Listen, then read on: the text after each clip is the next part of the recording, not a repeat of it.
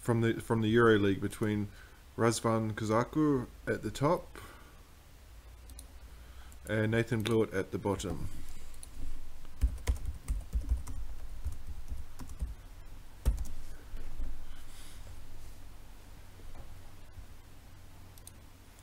I don't know if anybody's joining me in commentary. We'll have to wait and see.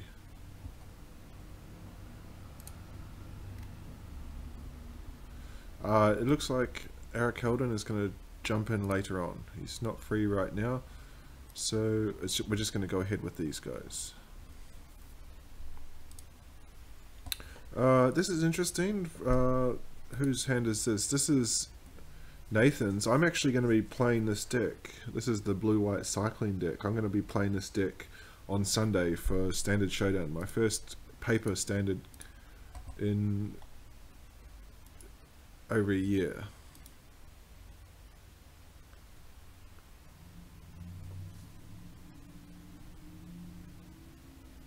Razvan, we don't get to, and a bit funny, he's got Authority of the Console's main deck. Razvan is on, I'm going to take a guess here and say red-black control. I know he tests a little bit with Wim de Kock, and Wim, who actually appeared on the podcast a couple of weeks back, recommended a red-black control build. So we'll see. We'll see what he makes of this one. One interesting thing is the Authority of the Consoles, and he's also going to have the Drake Haven, both of which are enchantments, and both of which red and black do not have spells that can get rid of them. But importantly here for Nathan, is he hits a second land. He did keep a one lander. So this deck he's probably going to cycle next turn. No, well, there's a Sweltering Suns in the main board. That's going to be very handy against the Drakes.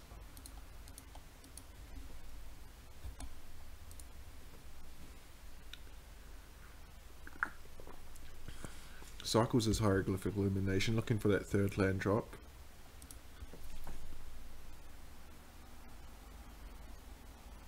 And he hits it, so Drakehaven can come down next turn.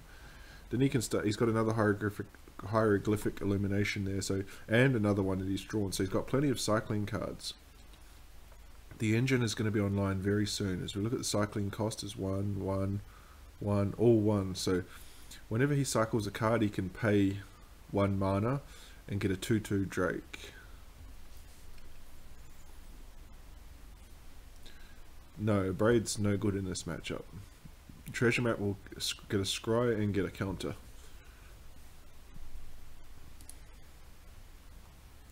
Treasure Map's one of those cards that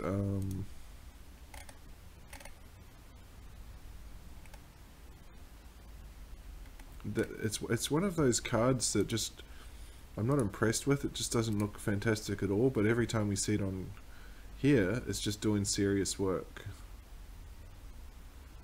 Does he want to cycle main phase here? No, he's going to pass. You can see Razvan with 4 mana available. He's going to get the Glorybringer next turn, so that's a good target for a Censor.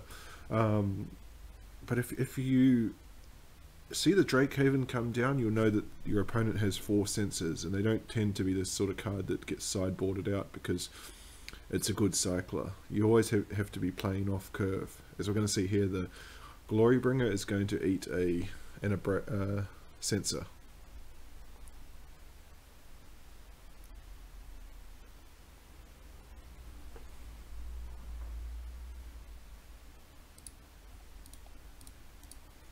I think this is a tough matchup for Razvan, but he does have that Sweltering Suns in hand. Yeah, he doesn't want to cycle now. He does cycle land. He might be tempted to. No, he's going to play that out. I think it's the wise play. As soon as Razvan hits a 6th land, he's out of range of the Censors.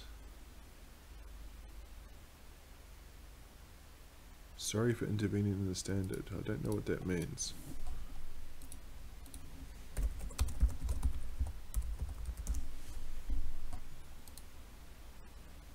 Oh, okay, so Mr. Xenagos.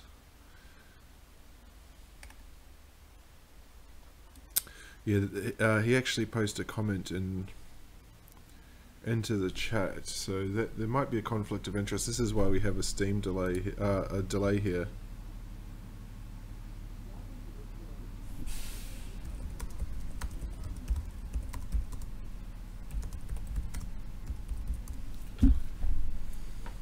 So he's going to try, he's got the extra land this time, so he's going to get around Sensor.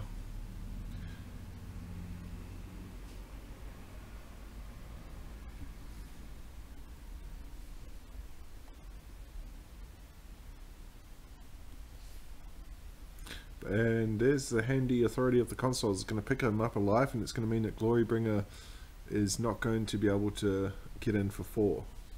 See if he cycles that Sensor end of turn. And probably, oh, he doesn't. I'm a bit surprised there. And probably cast out that Glorybringer.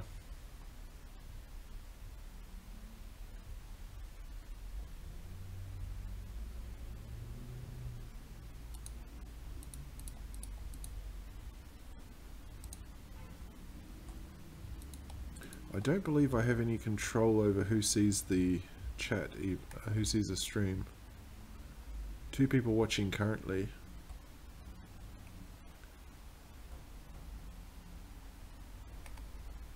Actually, my stream is a bit. Let me just update that. Pop out chat.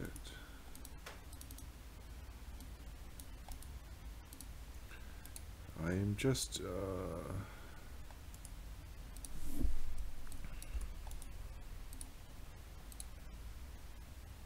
Okay, the chat box is updated now. Sorry about that. Rekindling Phoenix, this is a good one. Again tapped. And it's also a good hit for cast out.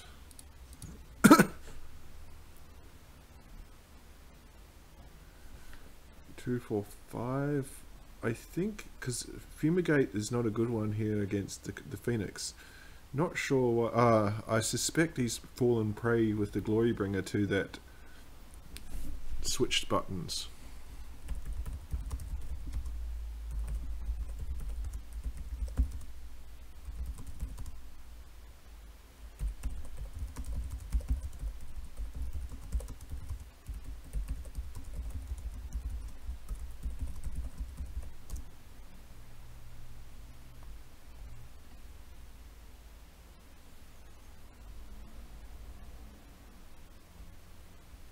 So Abrade doesn't really have any decent targets. It's going to come down and hit the Drake. I don't think he really needs to Abrade that Drake right there, because he's got the Glorybringer back on defense because of the...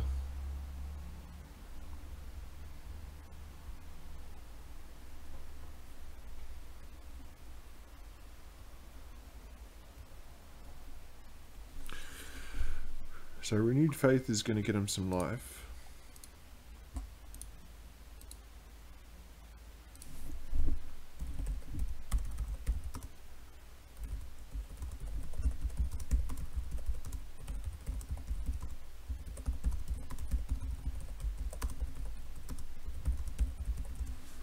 I'm about to be joined by Anthony Fredrickson, who we just watched previously. He's got his microphone working. Hi, Anthony. Hey. Just a moment. Finally got it working. Are you able to turn your mic down a little bit? It's quite loud. Sure, just give me 2 seconds here. Yep.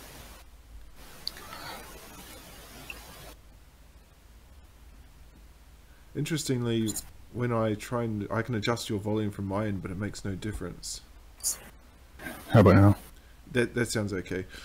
What did you do to get it fixed? YouTube how to download Discord into Ubuntu. Oh, okay. And it worked magically.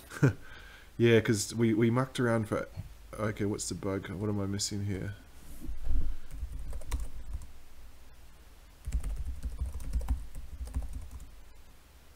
Didn't let him cycle block. What block?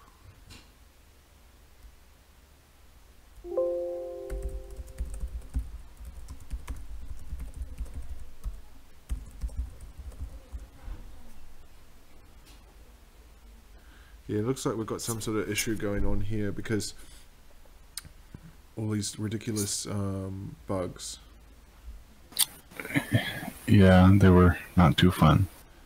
Yeah, I think you fell prey to the ponder bug. Yep. But it happens, unfortunately. Well, he's going to fumigate here. That's not going to... Phoenix is coming back. Okay, so he says you could have blocked.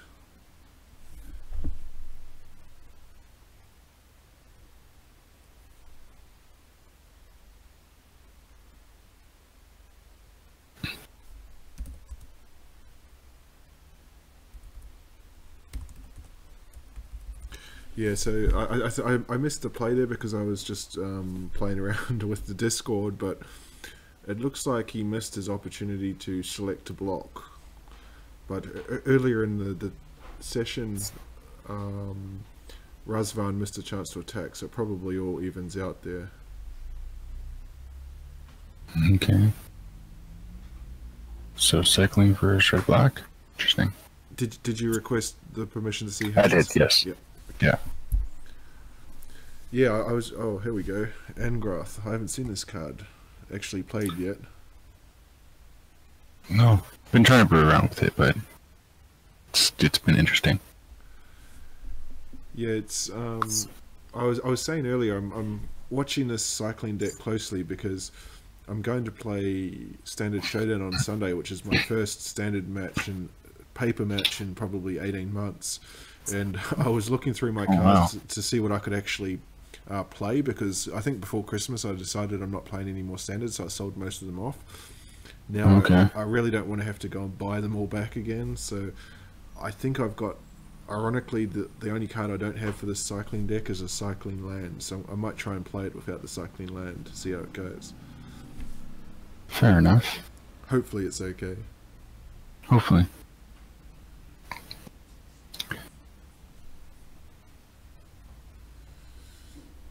Did that... What? Oh, it's okay. It's Nathan's turn. He's gonna... What do you think he casts out here? As of right now, he's got answers to the Phoenix, so I think he just takes the Angrath. Yeah. Yeah. Settle the Wreckage is going to be a nice one against the Yep. Phoenix. Oh, yes.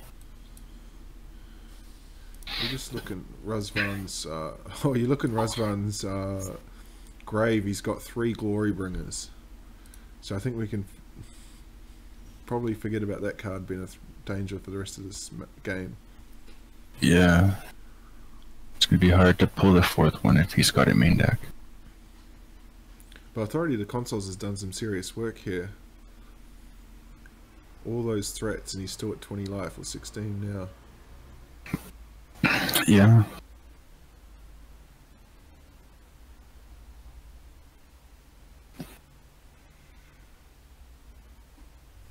We'll just see what Razvan's got in hand. Yeah, a lot of dead cards on the other side of the board. Ruska's Contempt, Ravenous Chupacabra. Sweltering Suns will be a good one. Yeah, Braids is just terrible. I'm surprised he's cycling that. So, actually, it looks like which one's Mr. Xenagos again? Ragavan? Yes, yes. He's actually got a line to, I don't know if he knows it, but to blank the Settle the Wreckage is to abrade his own Phoenix. Oh yeah, that's a nice one. Good, well spotted. We'll see if he's going to fire it off here, because this would put him to 12. Yeah. Because those abrades are useless in his hand. For sure, and the Phoenix is just really nice pressure constantly. Well, he's going to take 4 by the looks of it. See what he drew. That negate's going to dampen things a little bit. Well, Ixalan's Binding is going to be a good one here. Oh, it is. He's got 3... Okay, so it looks like he's just going to make a Drake to jump block for now. Yeah, he's got three Glory Bringers in the grave. Once he Ixalan's Binding's the Phoenix, then basically that's probably threats all gone. Seems like it. Looks like he's going to double block the Phoenix. Maybe not. Hmm. Just cycles, picks up another authority of the console. So 2 main deck. This is game 1. This is game 1. Okay.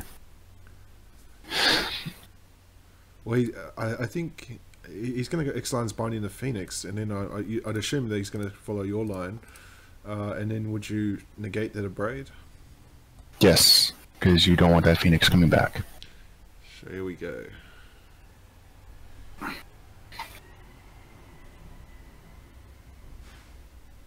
Because the Abrade's otherwise dead, so this is the only thing I can think of that really puts pressure onto Xander.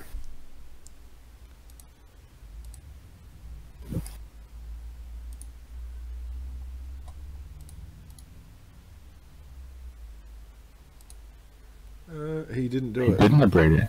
Okay. He might not have seen the line. Might not have mixed. Yeah, might not have seen it. Well, that's unfortunate because that's a lot of threats just now going to be sitting in his hand if he ever draws them. Yeah, it's there's a Curator of Mysteries there. On Nathan's side, but yeah, I don't see how Razvan's going to win this from here. Yeah.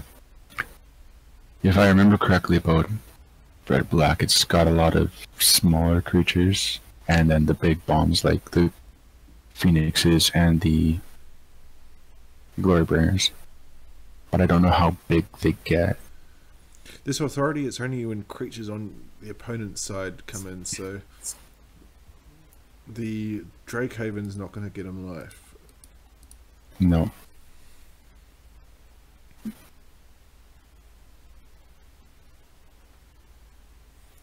Aetherborn does have Death Touch, worth noting as well. It does, so curious to see what you do. Are you very familiar with this cycling deck? I've seen a few people play it. Are they still play? Because I remember when it first debuted at the Pro Tour, it used that I think 6 or 7 mana card that that let you cycle for 0. So they had Approach as the win condition back then. I'm curious to see whether they still play that one that allows you to play cycling cards at your graveyard. Oh, are you talking about the artifact of Managed Sarcophagus? Yeah, that must. Yeah, is it 3 mana and allows? It's you 3 mana, yeah. Yeah, I'm curious to see if he still has that in the deck. Generally, I think that's one of the cards that the deck's built around. I haven't seen any that have gone away from it. Yeah, so that's going to be Just because it's added value. Yeah, it's going to be powerful when he starts to recur those hieroglyphic illuminations. Yeah. So here we I'm go. curious if Xander's running the countervailing winds. Well, he's got the. Because that in the deck was really nice. Yeah, because it's basically a hard counter for 3. Yeah, so here's a Chupacabra that will take down the Curator of Mysteries. I believe these decks, because I've been looking at them in the last couple of days to build one, they only play 1 or 2 of the Curators. Yeah.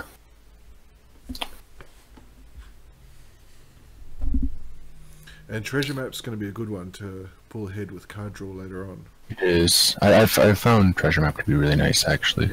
Yeah, I think I made the comment because actually Nathan, who's Xander's Quest, he was commentating your match with me, and I think Okay. we were talking about it when you had it Treasure Map. It's like one of those cards that when you see it, you think, oh, that's pretty lousy, and it doesn't do much. But when you see it in action, it's just such a powerhouse. It is. It's nice card advantage, and if you need the extra ramp to get you out of that whatever situation you're in, it's definitely a nice pull. Okay, so there's a Desert of the Mindful. It's going to get him at Drake. I think he can 2, 4, 5. Getting the Drake will be an extra point of damage from Fumigate. Extra point of life, sorry. Yeah. What's he abrading here? Oh, he's abrading the Drake. Okay. Yeah, I think Razvan can't get those abrades out of his hand fast enough. Yeah. If he knows the deck, I might be holding on to one of them just in case he does have. Okay, so here's new perspectives. This is interesting. This is the card I was talking about. So okay, yeah, allows you to cycle. This was in the Pro Tour deck ages ago. So eventually you just keep cycling through till you found that second approach.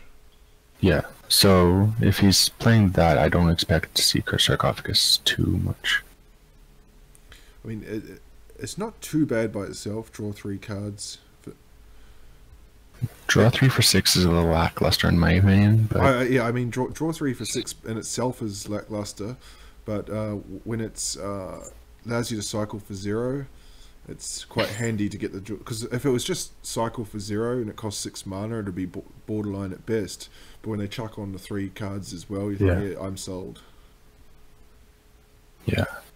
Looks like he's going to need to draw 2 more cards before New Perspectives actually gets the cycle for 0, though. Well, he's just, he didn't fire off that Fumigate that turn, he just passed the turn. Okay, so he's gone for the Settle instead. Well, I guess he knows that the Phoenix is not coming back, because Red-Black can't deal with enchantments, so he can't get Exile. Very true.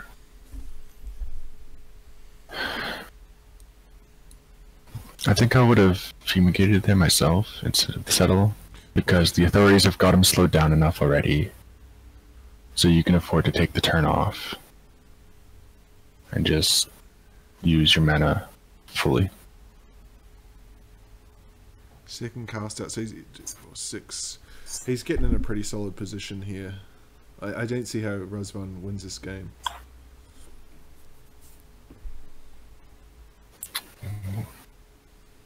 With Razvan empty-handed, this is, yeah, it's looking pretty one-sided. Well, the treasure maps... The land is not a... No, it's not a legendary, so it's going to flip next turn. Yeah, so there's the approach there.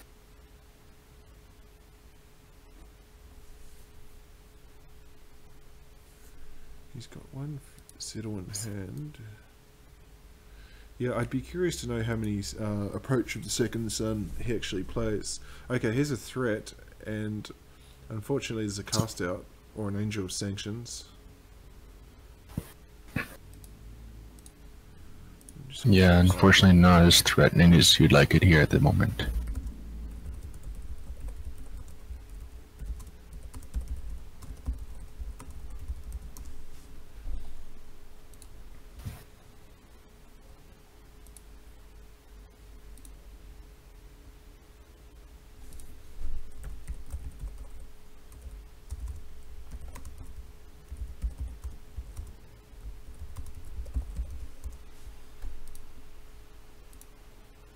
Okay, yeah, he's just let me know he plays 2 approaches in this deck. Okay. Yeah, so then I'd be curious how many Drake Havens, because they play around of 3 or 4.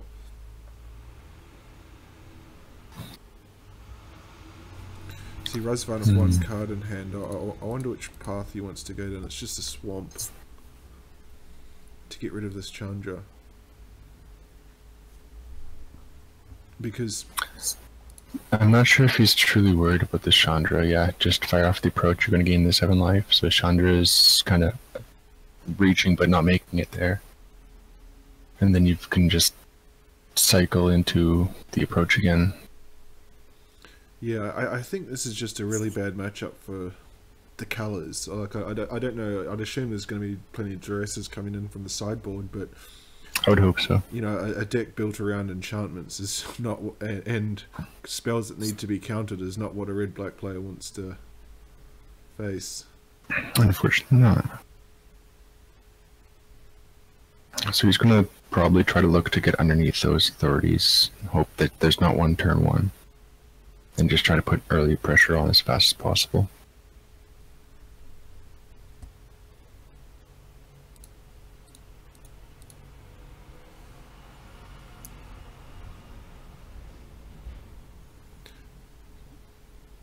He gets a look, it's an Evolving Wilds, he doesn't want that, I can't play it anyway. Yeah. Gonna get another look with Treasure Cove, get 2 of these.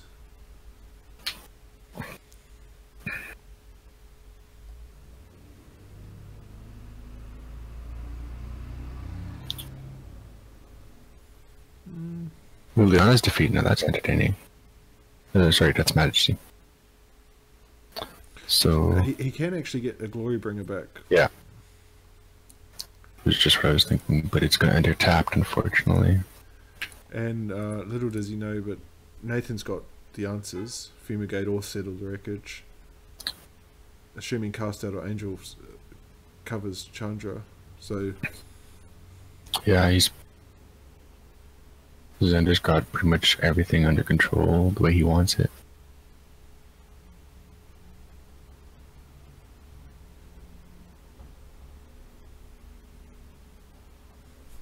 Two more life, and we've been going on for a while here, and he's back up to 20. Yeah. 25 minutes. Xander's going for more life. Yeah, after you and Oliver are pretty fast with the standard. I think that both games are over in about 15 minutes. This one's been going for 25, and it's only game 1. Yeah. No, that standard match was a beating. that was for sure. Yeah, it was. I think we were talking about it in commentary. It was always just one land wrong or one land short, or that seemed to be the theme between me and Oliver. Was just my lands just didn't want to work for me. But it's part of the game, right? Yeah, that's right. You can't control. I'm surprised he cycled that there.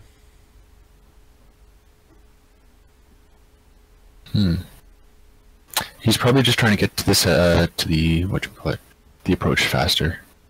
Yeah. At this point, he's pretty much got the game locked up. He just wants to draw into the approach and end it. So he can cycle Cast Out and Censor for free because of the new perspectives. So he could just be pretty aggressive with the digs here if he wanted. He actually can't cycle free because he needs a full 7 cards in hand for it to get a cycle for 0. Actually, I didn't see that condition on the card. As long as you have 7 or more in hand. Okay. Yeah, which is why I was saying earlier he needed to draw 2 more cards before he could really get the value out of new perspectives. I assume here he takes Chandra. Yes, it's the biggest threat, and yeah, actually, now that you've pointed that out, I'm not sold on that card at all. I don't think I'll be playing it in my deck. It's actually when it works, it's really nice. Generally, because with this, I find you're a lot more cards in hand, and it's easier to keep the 7, or at least keep up 4. So when you cast new perspectives, you generally want 5 cards in hand because that'll remove 1 card. You'll draw 3 from it. You'll have 7 at that point, and then you just start cycling, cycle. Unfortunately for Xander at the time, he had only had 4 cards in hand, so when he played it, he was still card short.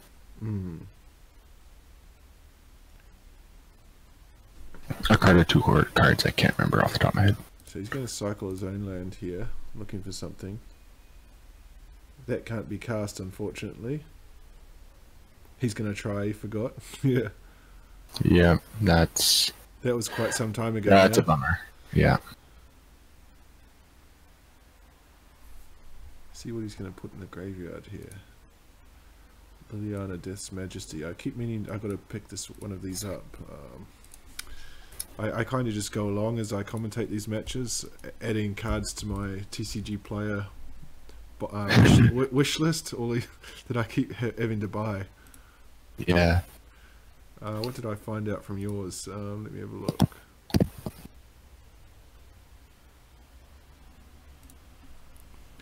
What's it called? Liliana, Death's Majesty. Yeah, because wait, there's Death Wielder. I don't want a Death Wielder, I want a Death's Majesty. For my Soul Tie deck.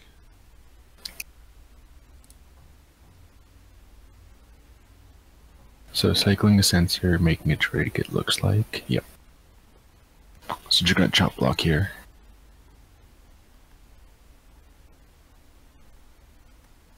But it's not gonna be able to because that braid's gonna take care of the Drake.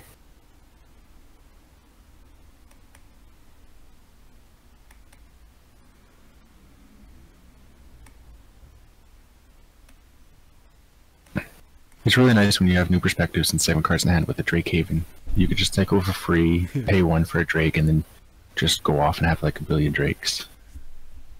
It's one of the upsides when you do get the new perspectives engine going.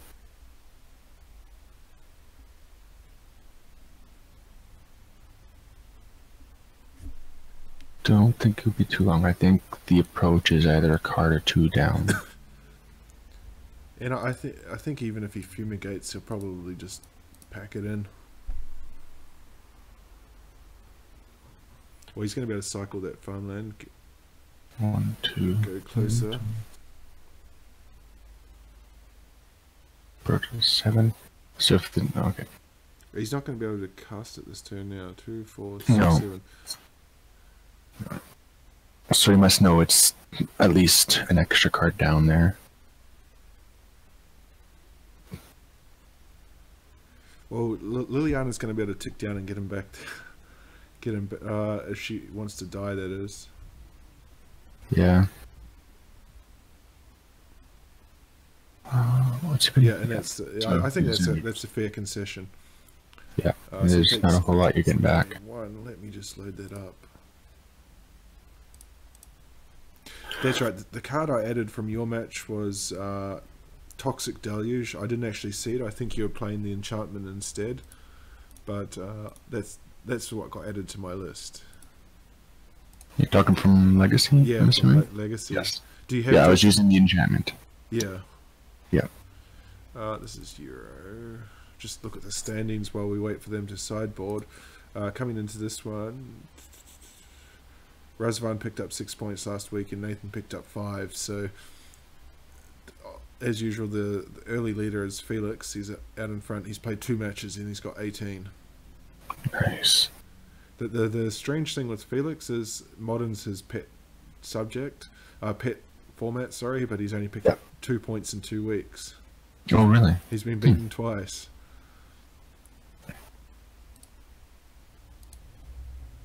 Interesting.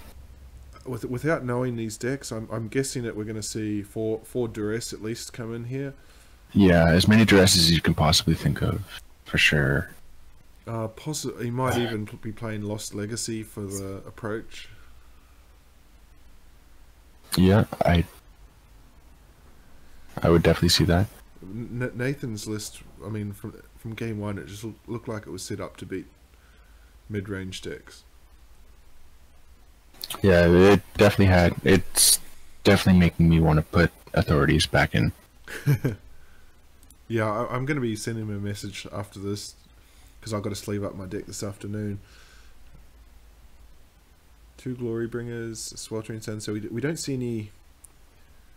This is Razvan's. We're looking at Razvan's cards at the moment. We don't see any sideboard cards, but he's kept that there. Just switch to Nathan, see what he's got. 2 Silent Gravestones. Okay, so Silent Gravestone is going to fight the Phoenix pretty well. So with the Phoenix, the elemental token it makes has to target a Phoenix in the graveyard. Ah. So Silent Gravestone is just going to shut that off.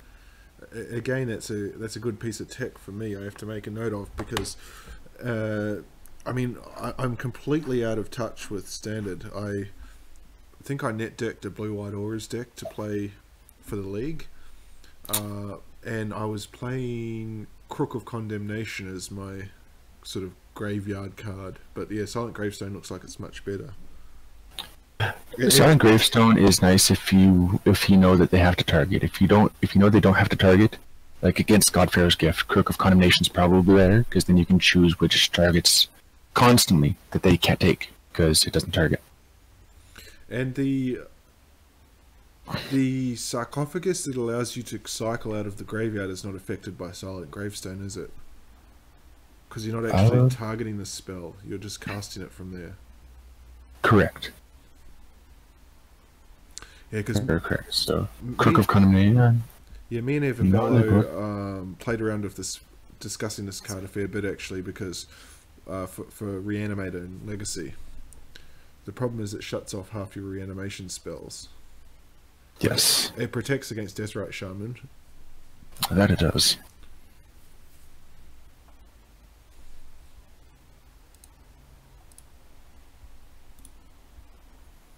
I remember the last card. I need to go.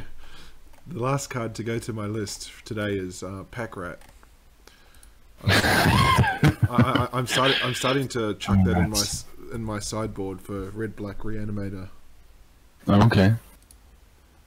I'm not really that familiar with legacies, so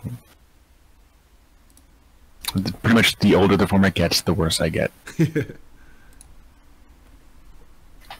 Yeah, because we would. Oh, here we go, Phoenix again, and no response on the other side. You can see the cards in hand there. Vizier of Tumbling Sands. That's an interesting one.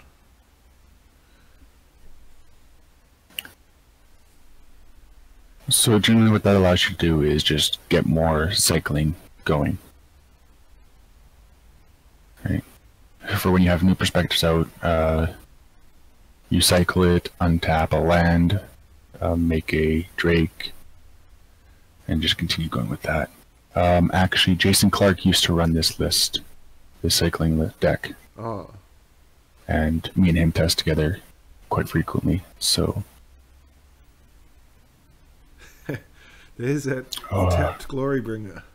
Yeah, that authority is doing some pretty good work. I'm a bit curious why he didn't play a Silent Gravestone last turn, because I think you don't really want to cycle here. He's probably trying to... I'd be cycling, trying to find a board wipe of some sort. Because even though you're gaining the incidental life from the authorities, that's a whole lot of power on that side that you just don't have answers for. Again, he doesn't play the Gravestone. He can only cycle 2 cards. I mean, it's going to cost 2 to cycle the Illumination to get the Drake, and 3 for the Vizier, so it's 5. So I'm guessing he's going to cycle twice here. It's looking like it. Cycle the Illumination. He might also be hedging around the braids for the Silent Gravestone. Yeah, we'll just... Ah, yes. As you can, we're just looking at Razvan's hand now. He actually has the Abrade in hand, but I suspect this might bait out the Abrade, because we saw in the first match that he was happy to fire those Abrades off to take down Drakes. Yeah, and if he's not expecting any graveyard type cards like this Gravestone, I'd for sure fire it off too. I don't think I would be as fast to fire off the Abrade though. I'd wait to see how he blocks myself. Yep, so he's not making around. Yeah. Actually, what I would have done there, just a minor point, I would have waited until moved to declare blocks, because you could have enticed him to play a second one, and then it might have been good to get him to double block and then Abrade, and you get both Drakes. Yeah, that's the line I was thinking as well. Wait for him to make his blocks, and then if he tries to trade 2 Drakes for one of them, just use your move spell and protect your creatures. But I think as it stands here, he's pretty hardcore onto the needing a board wipe. He's going to drop to 10 here. So yeah, you see here he has the option to chump now. Yeah. But that line that we mentioned in the previous turn, with new perspectives, it's going to be online here. So so next turn he's going to have new perspectives online. 1, 2, 3, 4, 5. So he needs to find 1 untapped land. Actually, just any card. Well, there's the Fumigate, so... Timely. Yeah, a very timely Fumigate. At 14... yeah, I have to find out how many Authority of the Consoles he's running, because that card seems to really be getting the work done, and he had it in the first game. He had 2 of them in the first game. So yes. Here's the Gravestone now. Just nice. So he waits for the Drake to die. Yep. And it's 4 sacrifice at the beginning of the upkeep, so he can't choose whether or not he wants to keep it or not. Yeah, and you see the which is even better. You see the wording here. It's return target card from your graveyard. So, and Silent Gravestone shuts that off. Yep, you can't target. That's. So I don't know why that didn't. Maybe because it's an and condition, both of them have to be fulfilled, otherwise it fizzles. That's the only thing I can guess. Look here.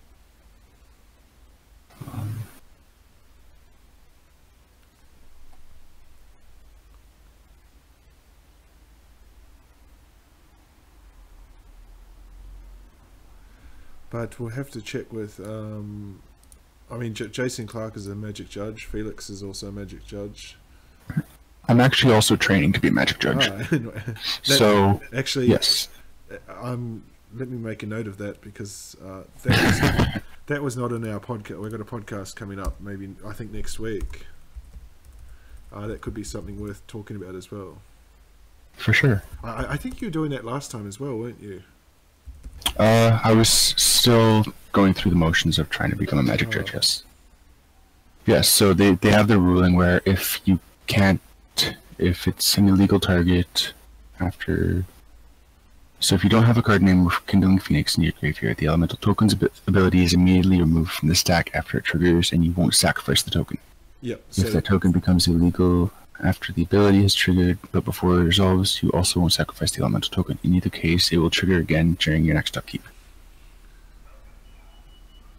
And so that's just meaning that the elemental token is going to stay there indefinitely until the Silent Gravestone's dealt with. Yeah, and I would, just for a bit of security here, I'd just run that second one out if I was Nathan. Yes, because an Abraid's going to be no bueno.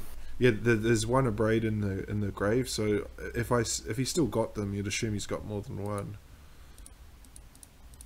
Depending on how hard he decided to take his removal package out.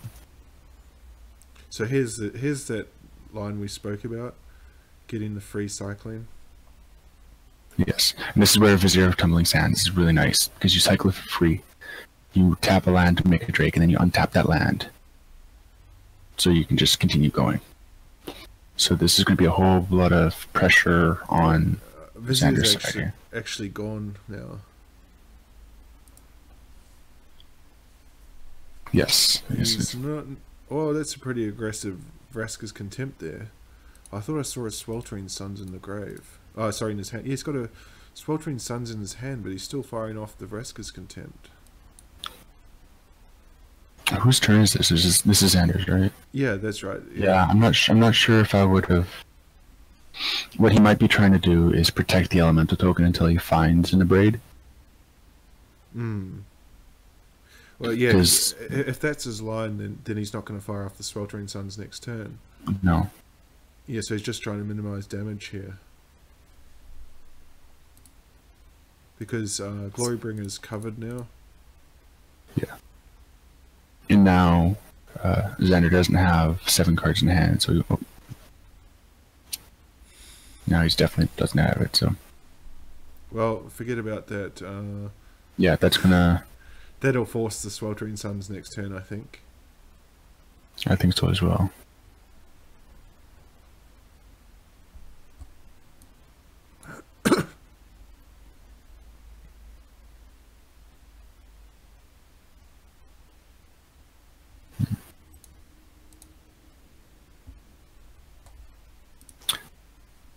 I'm curious why he would have done that when he still had the Silent Gravestone up. Yeah, Nick Peterson in chat has just said that this authority card is so good. It is. It's very good. You can see it's just hosing the Glorybringers every time. And I think if he didn't have even that one authority, because I don't know if Nick was watching in game 1, but game 1 he had two authorities out, and even in game 2 with just one, I think it's kept him in the match. So, referring to getting rid of his poor little elemental token. Yeah, because you can see the Phoenix is in the exile zone. In the exile now, yeah. Thanks to the scavenger grounds earlier. But it's just card advantage, I think, here. He's just getting buried in it. Yes, that's one thing that the New Perspectives deck was definitely good at, was just drawing a whole bunch of cards and having the answers that you needed to most of the time. And a second authority comes out. Yeah, just for Nick Peterson in the chat, we're a little bit slow responding because we have this on about a 3-minute delay, just to prevent players from watching the stream of their own match. That's completely understandable. Yeah. So this is a nice time for Vraska's Contempt. And a second Rekindling Phoenix. But 2 life coming. Yeah. The best part about that Vraska's Contempt is it stops the bomb trigger, bomb ability from... Yeah, good pickup. 6 mana, so we would have been able to play it back next turn. Yeah.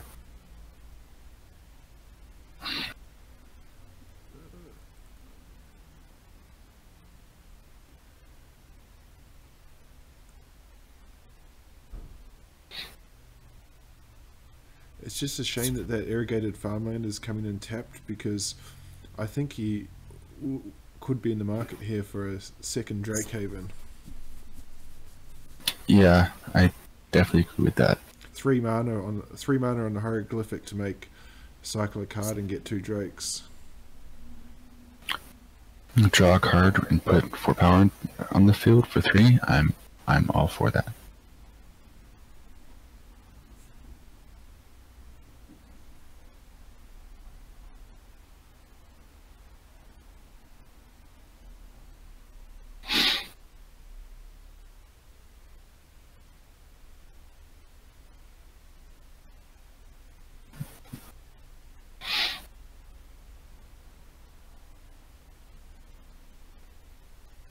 So Razvan's going to get a scry here. You can see he's holding up 2 blue. I don't know Put if the scry on the top. What's he want? keeps it at the top. Keeps in a braid. Okay. Yeah, with the Rekindling Phoenix, it's a good pickup. 1, 2, 3, 4, but yeah, he can run it out this turn. The Phoenix and the Abrade. Yeah. So we're probably going to see the Glorybringer exert to get rid of the Curator. And also the exert is not a bad play here, because in a way it kind of plays around Settled Wreckage. So he's going to exert the Curator to remove it to knock him to 9. Then Kindling Phoenix can get in the next turn to knock him to 5. So if he wants to Settle Wreckage, he has to wait 3 turns to get both. Yes, which is hard for someone to do. It looks like he's missed the attack again there. That's the second time he's done that. Ouch. Yeah, Nick's just saying in chat, he has a Merfolk deck. He's played, I don't recall his Legacy match, but he definitely played Merfolk in Standard and Modern. And yeah, this card would be a killer against, in Standard against Merfolk. Yes. Which plays, I think, about 26 or 28 creatures. Yeah, I've got Merfolk built in paper, and I think I'm running 26, 28 creatures. Well, there's that Ixalan's Binding. That was the crusher in the first game. It was. It definitely stopped a whole lot. Question is what does he target here? We've already seen 1 Phoenix, so and 1 Glorybringer. I'd be inclined to take the Phoenix still, though. I'm inclined to take the Glorybringer, actually, myself. Oh, he's going to take the Glorybringer. Yeah. Oh, actually, sorry. Yeah, I'd take the Glorybringer because the Silent Gravestone has the Phoenix checked. Yeah. Does he want to get in for 6 here?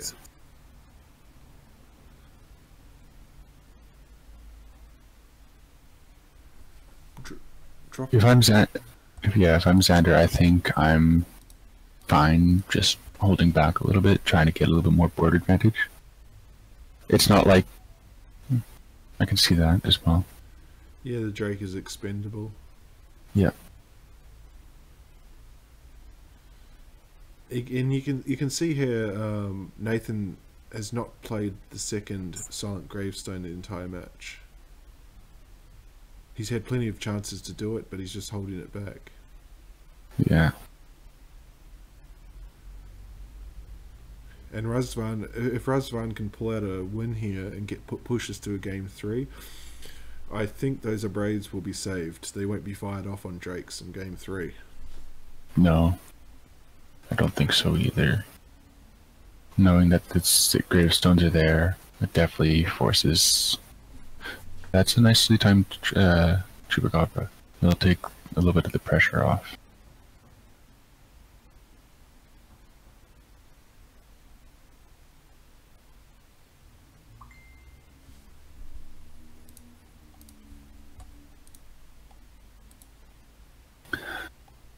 But all this incidental life is definitely saved. I'm really bad with names, I'm sorry. Which one's Xander again? Xander is Nathan. Nathan, okay. Nathan Blewitt, yeah, and Razvan is... Okay. I'm going to write that down so I just don't forget anymore. Why is... Because it's really bad. Why did he do that? He just cracked the... I missed something there. I was looking at... I got a message. Let me see what was in the grave at the time. He cracked his Silent Gravestone into exile. I saw that. I'm just curious what was so threatening in the graveyard. I don't see anything there.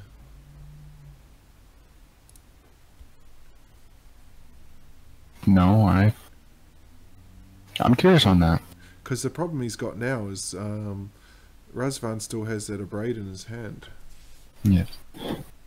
And with Nathan having already seen Abrades, I'm not sure why he'd want to self-remove one himself.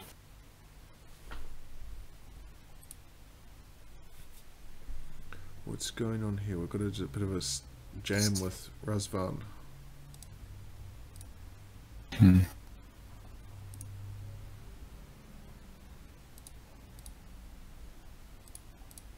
Cracking the gravestone does let him draw a card, but I don't know if drawing that card is worth it at the time.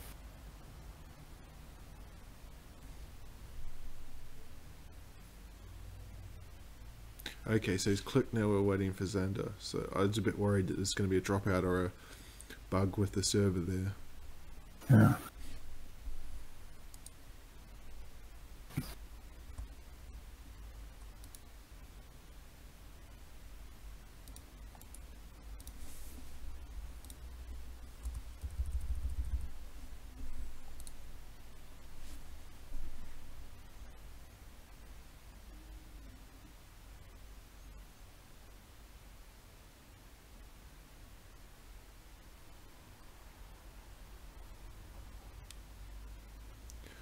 Oh, and he's going to fire it off anyway.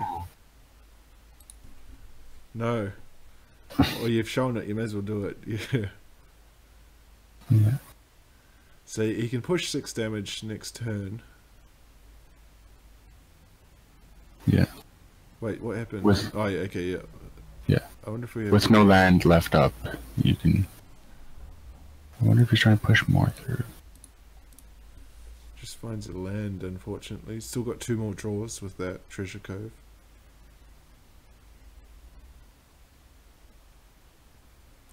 Put him to 11, so this will be a 2-turn clock. The Angel of Sanctions will be able to stop that Phoenix. Yes. And remember, there's no more Glory Bringers because of Ixalan's Binding. Although there's already 2 of them in exile anyway. Yeah. With with this X-Mage, there's 10 cards in exile in the top left. Does that include the one that's underneath the Ixalan's Binding? No, it does not. Okay, so 11. Ixalan's Binding is in its own. It's currently got 19 permanents exiled, and 1 by Ixalan's Binding. So there's that means then that there's still 1 more Glory Bringer in his hand that he could potentially draw that he can't play. Yes. 2, 4, 5. 2, 4, 5. Yep. So the angel is going to take. You'd assume the phoenix. Yes. Yeah. I wouldn't want, you know, something to remove the angel and then Chupacabra coming back and taking care of one of the drakes he may or may not make in the forthcoming future. But with just a Drakehaven and Silent Gravestone in hand, I don't know why he just doesn't run these 2 threats out. Not threats, sorry, 2 cards. The threat of counter magic is always nice to have. Yeah.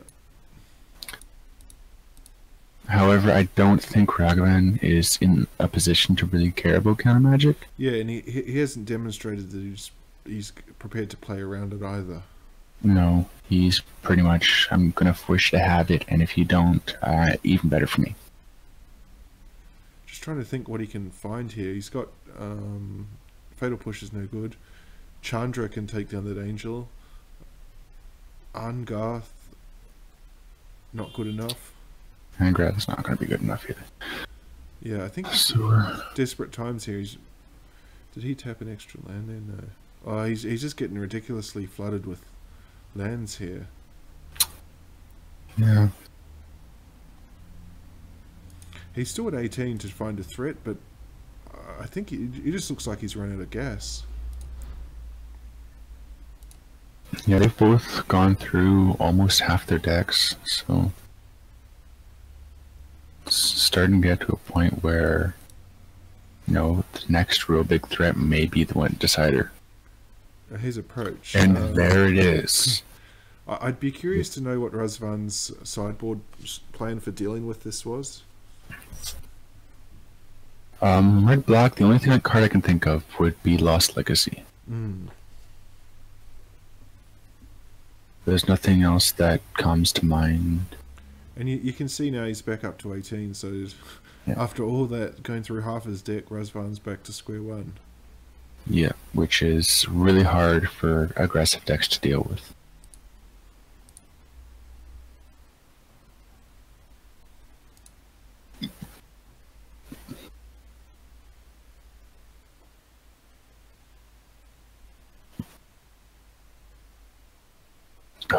More lands, that's no good. He will get one more look with the treasure.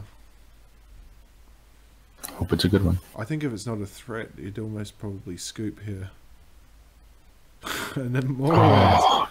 What is that? That hurt. 2, 3, 4, 5, 6. Yeah, he's going to scoop. Yeah. That's ridiculous, the flood. So we'll be on to modern now. That was quite a long drawn, one of the longest standard matches. It went for an hour. Wow, so that's where my day goes. Yeah, it wasn't even a control mirror.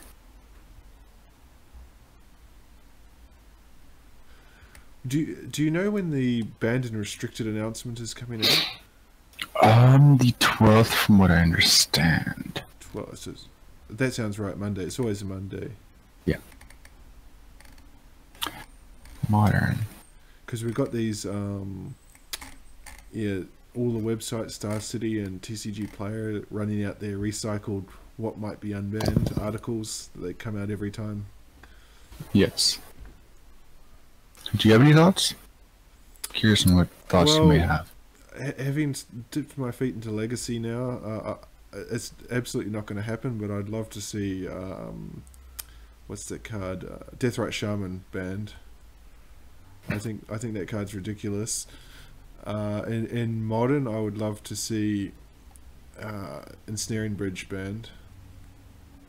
Simply because I think I said this in the thread, that it's just, it doesn't, it's against the spirit of Magic. Like, it's just one card, and the deck, Lantern Control, which is really just Lantern Prison, doesn't actually function at all without Ensnaring Bridge. So if it draws the Ensnaring Bridge, it will win. If it doesn't draw an Ensnaring Bridge, it will lose. And I think it's a bit ridiculous that a whole strategy and a whole deck can revolve around one card like that. So I'd like to see that one gone.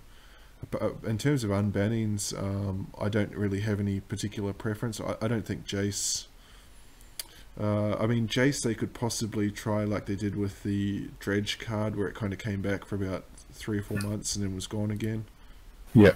Or what about yourself? What do you think with the unbannings? As we're back into the match now. Match. I think Jace isn't nearly as threatening with the decks we have currently in the meta. If it gets to a more long or drawn out, then I think Jace just wins games. Yeah, we can see here Razvan's on Abzan and Nathan is on Elves. He played Elves last week. Yeah, I think the thing in Jace's favour at this stage is the fact he costs 4 mana. And I think in Modern, tapping out on turn 4 for a Planeswalker is okay. If your opponent can't do anything about that, then they've got serious problems anyway. Like they're not doing anything on turn 4. Yes. So it looks like we've got a black splash. So we're looking at Shaman of the Packs included in the Elves deck. Yeah, this is kind of a homebrew Elves deck. He plays, like we saw last... We saw last week this deck, and what he does is he plays Nissa Ravani, I don't know how to say that name, Ravan, and gains a ton of life. So he was down to about 4 or 5 life, and then Nissa just went ballistic and got him up to about 30 or 40 life, and he managed to pull away. Nice. You can see in the he's got the Regal Force. It's all around card draw, this particular version that he's chosen to play, and he also plays Elves and Legacy as well. So the second time today we're going to see that. Yes, the swarm and swarm of little things.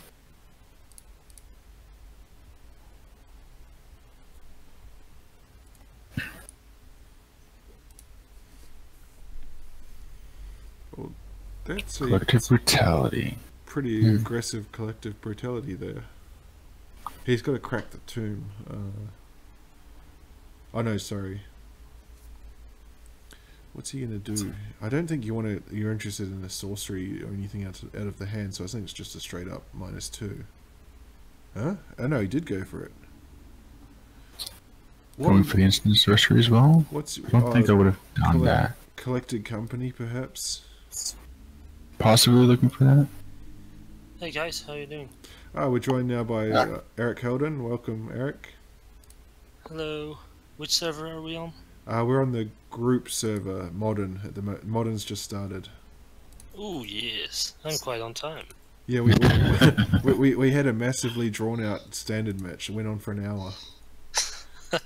Yeah, I made dinner and ate dinner and talked a bit longer than dinner. All whilst that standard match happens.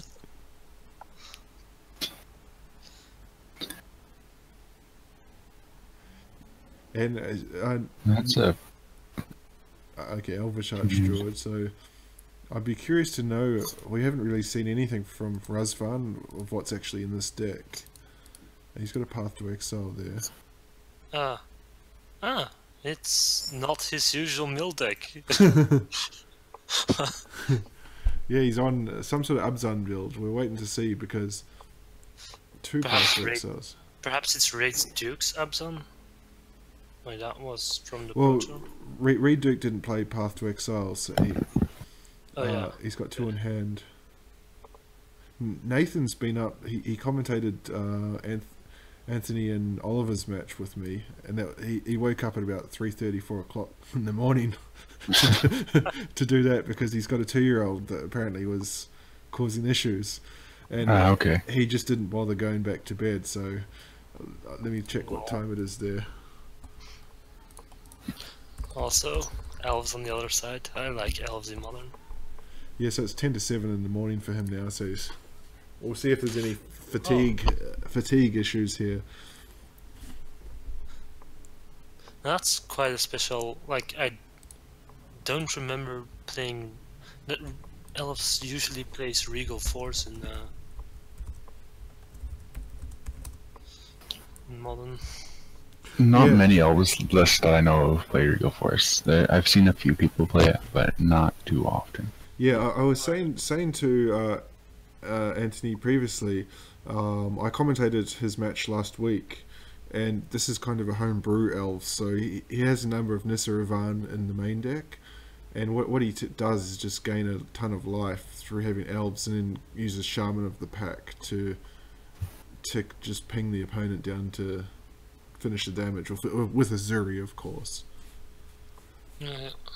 I can't remember who I was commentating with last week, but we were both highly skeptical of his elves build, and he kind of just came out of nowhere. Like he went down to about 4 or 5 life, and then next thing you know, he had 30 or 40 life, and won quite comfortably. Yeah. And you can see he's got 6 cards to 0 in hand. Yeah, did Razvan have to mulligan a lot? Because I think he mulliganed once. I believe he mulliganed twice, actually. Twice? He looked pretty low on cards at the beginning. Yeah, he mulled to 5. okay. So he's pathed to Archdruids. He'll have interest here in getting rid of Azuri ASAP. Yes. Shaman's going to ping him down to 13. Yeah, Azuri is a must remove threat. Having 2 Azuris is kind of problematic for Razvan here. He's got 7 damage on the board, so it's a 2-turn clock. Well, he's got more than. Wait, he's got. Well, so 7 plus 12. He's got lethal on board next turn. Yeah. So Zuri's got to die this turn. Top deck time for Razvan. Sorry, do we say his name correctly? Razvan? I have no idea because I'm not Romanian. Okay. Scavenging Ooze. I don't think that's gonna. That'll put him to 15. He can hit 1. No, he can only go to 13. 14, yeah. sorry. I think it's not enough. He can go to 13, and then he has a sham block. And, But they're all going to have trample. He'll Yeah, I think he'll survive probably, but it'll be as close to dead as one can come.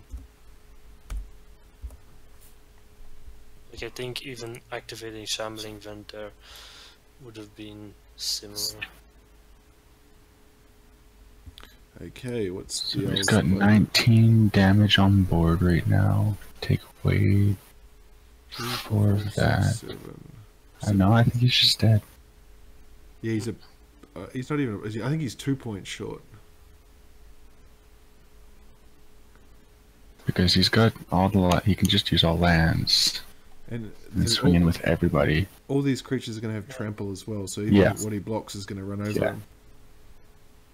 Blocks So the biggest, still takes 3, 8, 12, 16. Yeah, he still sticks. yeah, So our land floods costed him game 1.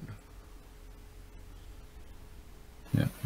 So if with Shambling Vent, I think he'd be still just lethal, like exactly lethal. Yeah, he'd still be dead to or Shambling Vent. So Abzan against, I think he's got the tools to beat Elves. He just had a terrible draw in that first game. No, I guess he's not. No, there we go. No, he's still not dead. That's One. something weird. I think that's a bug because normally there's trample, and Yeah. now there was none. Yeah, that's a good point. Yeah, because you see the Shaman damage. Oh, Shaman says damage dealt. Oh, wait, what happened Oh. there? Perhaps that X-Mage does it in 2 things. Yeah, Two he I think he knew it, so he cracked the fetch to finish himself off. But that looks like Yeah, that looks like a bug. Yeah, It said Shaman did 3 damage. I think 3 of us probably wouldn't all calculate incorrectly. no. At least I hope not. yeah. Otherwise, there's something wrong with. Oh, they're straight back into it already. It didn't take long. Well, perhaps they're familiar with the matchups, or they don't have much to sideboard. This looks like a much better Abzan hand.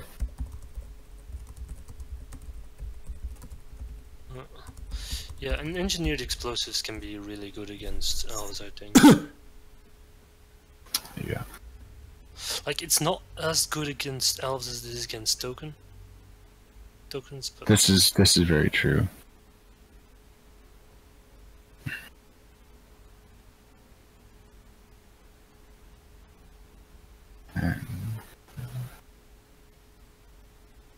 Oh, I see. So yeah, Nathan's just saying it's not a bug. It was we designate the amount of damage you want to give to a creature. He clicked on too many, so oh, yeah. Oh, okay. Goddamn Nathan, messing up our calculations. yeah.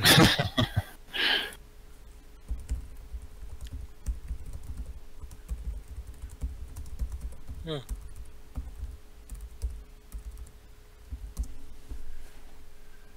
Why am I not playing Guild Leaf Palace in my Elf deck? I did not know that card. I was just saying in the standard match with Anthony, I like to watch these games and make notes of cards that I'm going to pick up. What was the standard matchup actually? The blue-white cycling against red-black control. Oh yeah, red-black, probably that's my red-black mid-range if Razvan was playing that. Yeah, it just, I think it was just a terrible matchup for that deck. Yeah, I have not played against blue-white cycling at all. No, it didn't look fun, that's for sure. But it still went for an hour. Yeah, I mean, the deck that I use with the Rakdos mid-range is kind of grindy as well, so it probably still has some chance of winning, but... Actually, now that I think about it, one card I'm a bit surprised I didn't see from the blue-white cycling was Search for Skanta. That would be handy with the Drake Oh, yeah. Haven. Yeah, it would. Ooh, now I want to build that. Yeah, because I was saying to Anthony in the standard, I'm going to play. Here we go, engineered explosives for 1. This will be nice. I'm going to play Standard Showdown on Sunday for my first standard game in how many, I don't know how many, 18, 12 months to 2 years, and I'm playing blue-white cycling. It's the only card deck I got the cards for, except for the cycling land. Ironically, I don't have the cycling land. Oh, Yes. What do you take here? I think.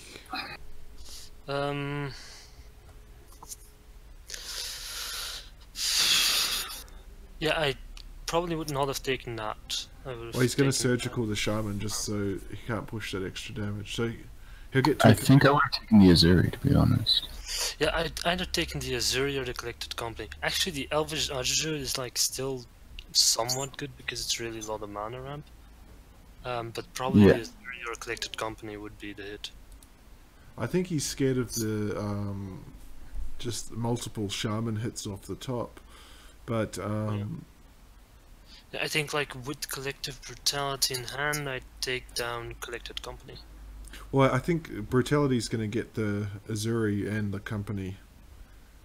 Oh yeah. Oh yeah, actually that way it makes sense to...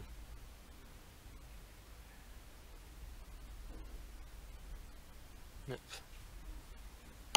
So no shaman. Yeah, so I think that was a good play taking the shaman. But on the other hand, like, it's pretty likely that Company will be played next turn then, because he has the mana for it. And that's just a good play at this moment. Yeah. Another thing is that the regeneration that Azuri can bring can blank the engineered explosives if he really decides that he wants to save everything. Not sure whether that helps against... I guess it helps against destruction, not sure. Well, because it'll allow him to regenerate, so you just got to tap 3. So you tap the 3 Heritage Druids, use for 3 mana. That is, of course, if he draws another land that he can play it without requiring to tap his creatures. Yeah. And all of this is going to be once he cracks explosives, it's going to put decent fodder in the graveyard for scavenging ooze. Probably needs another land. Quite important. I mean, Grimflayer is going to help here.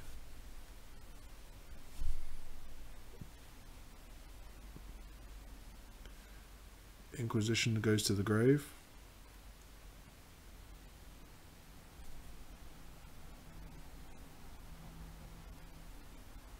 And two more on the bottom of his library. I'm kind of surprised that Inquisition went to the grave, but I guess actually, it's because... let me just check that Grimflayer. I thought you put them back on the top. It's supposed to go on the top. So I think everything that's supposed to put it on the top is going to the bottom. I think that's the big bug. Because Ponder's the same way. I thought that was fixed with the latest update. I thought so too. It hurt. Well, I'm wondering if you guys are running the latest client version. Have you got version 2? Yes, I do. Yeah, I've got version 2. Like, I haven't tried out. He's just run that Mystic out into a engineered explosives.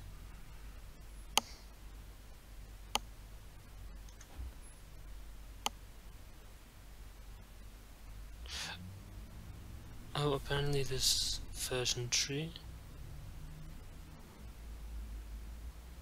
I don't know, actually. And Eleanor Elves, so that was a pretty bad company, considering the explosives was on the board. Oh yeah, that's gonna hurt. But that Ponder bug on the Grimflayer is going to be huge for Razvan. Yeah.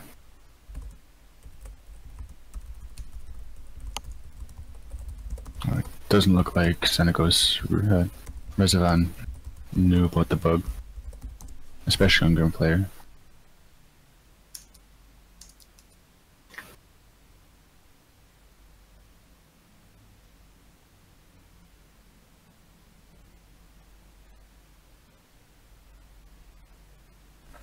Yeah, I'm going to have to update my own to version 3. I just did the update this morning, but I don't have version 3. Must have just had it. Yeah, like it says that version 3 was brought out the 6th February. 6th Oh, really? of February, 3 days ago. Yeah. Yeah, because I updated mine today and it's only on version 2.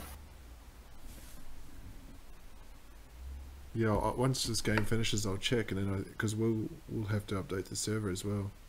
Yeah. Yeah, Will's gonna love that. Oh, it's saying mine is version 3. Interesting. Yeah, probably if you update it this morning, though. Oh, clients. Yeah, so the client's version 3, the server's version 2. Ah, so that would explain it. So your So it's Ponder. the server. Yeah. It's the server that's gotten if you us. played on a different server, you wouldn't have fallen foul to the. Oh man, that would have saved my bacon too. Oh, that's okay. But Razvan is still in a bit of trouble here because he doesn't have the lands. That might have been what he put on top was lands. I think that's the only thing at this point I'm putting on top if I'm Razvan. Yeah, you can see there's the Nissa in hand there for. Oh, but that's going to be. Wait, no, it's instant or sorcery, right? Correct. Collective brutalities and sorcery. Yeah. Too bad. Yeah. And Azuri here is out of range of collective brutality. Yeah.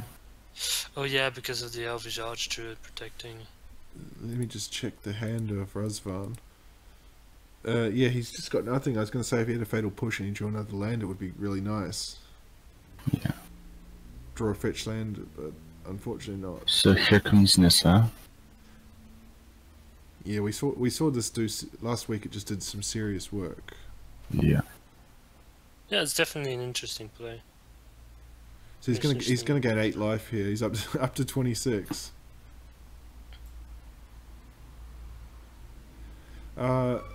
I'd be interested to see for Razvan if he attacks the Grimflayer into Nissa to see if Azuri blocks.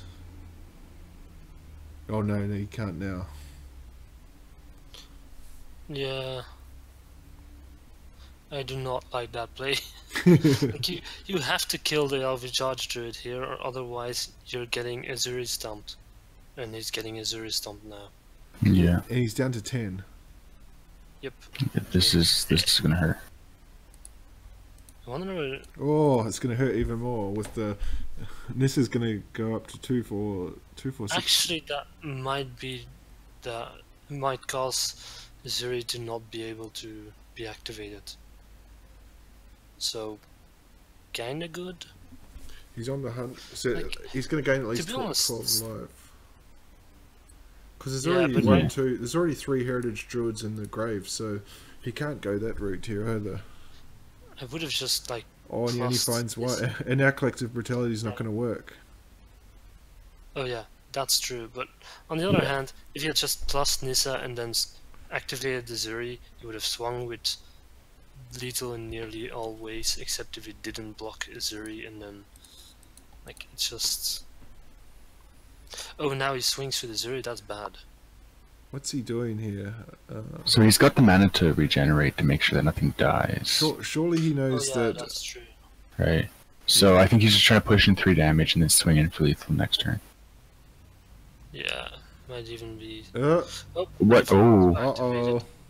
that's gonna hurt. Yeah. And he didn't activate Nissa prior to doing that either. No, Wow, that's a blow. that's The only that other- hurts. I'm not sure that will cost him the game, but No, that was- that's No, but actually Azuri, if I'm not mistaken, is regenerate another target elf. Maybe he... oh, that's right. Yeah, maybe he didn't Yeah. pick that line up. Yeah. As you can tell, I don't play elves. yeah, like I play Elves, but I would have activated the Zuri there, so. He's down to 4. He can't really afford a swing here. Oh no, he needs to keep everything as blocks. Another Tarmogoyf coming next turn. But yeah, giving up that So- Azuri is huge. As the elves are just going wider now. Oh, Yep. Oh, and drawing into another Azuri is like the top deck. Yeah, that is no bueno. Because and- he can just activate Azuri now. Yeah, well, there's no viable attacks now. yeah, there is. You just like. How to. Because he needs to tap the... Oh no, Archdruid, he's got the 3 green floating. So Yeah, but you can also like just tap the Archdruid, activate the Zuri, and then. yeah, he can actually do it 3 times prior to combat. No, I think you can almost do it 2 times, but not exactly. Like he's got 1, 2, 3, 3 4, floating. 5, no, He's got 9. 6. Oh yeah, he can actually pump, use Azuri to pump rather than but, regenerate. yeah, so you can Yeah. bump and then regenerate as well. Yeah. I think, and I think that would still work. That even if they. Yeah. It forces him to throw both Tarmogoyfs under the bus and a Grim Player under the bus under one, and you're only getting rid of 1 Elvish Visionary while still taking a little bit of damage. Yeah, I don't That's- think you. Also, yeah. If you regenerate Elvish Visionaries, you don't even lose the. Yeah, Elvish he doesn't even Visionary. lose it, so Yeah. So this is definitely. Is he going to do it? He just spent no. 4? He did no. He went to the next phase, so all is. He did he not didn't regenerate. he didn't regenerate, so he's willing. Yeah, I think I would have he's... put the regeneration shield on myself, but Yeah. I think he just missed that line, but it doesn't look like it's going to matter here. no, this looks like so he's going to take 1 point of damage and lose a Goyf, I think. We're joined I'm by assuming he's gonna lose Animus. Does anyone know who Animus is? I do not. I remember something about. Like I remember him being part of the draft cup, I think, or almost being part of the draft cup. Better than the others. So he's got a... He's trying to think, how the hell do I get out of this? Against 46 life. Yeah.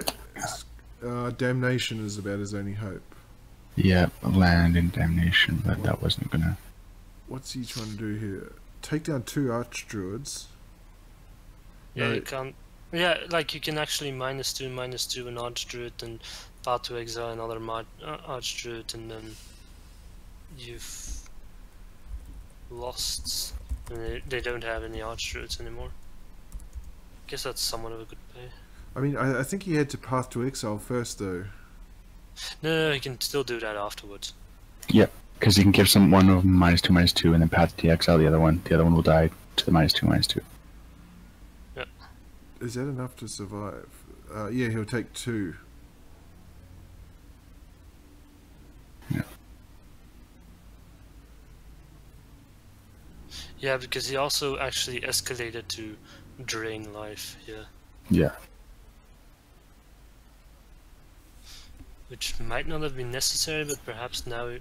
Yeah, no. If you could like. I land off the top and he's dead anyway because Azuri can in Yeah. +3. So see what he finds here. That is a tap line, unfortunately. He'll survive a turn. Yes.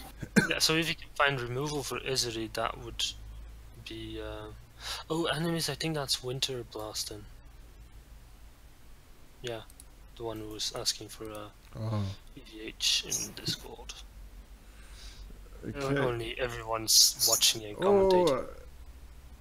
I don't know about this. He's made the same mistake Yeah. twice now for Azuri. I don't like that either. Like, yep, just block Izuri and. Yeah, take the 2. Yeah, there you go. Crazy. I don't know what's going on there. I have no idea. No. I mean, he's at 50 life, but I think that's got the potential to cost him the match. Yeah, he didn't. Yeah. He says damn, but I think what makes that worse is that he didn't pick it up the first time. Didn't read another. Yep, that's the same mistake I made.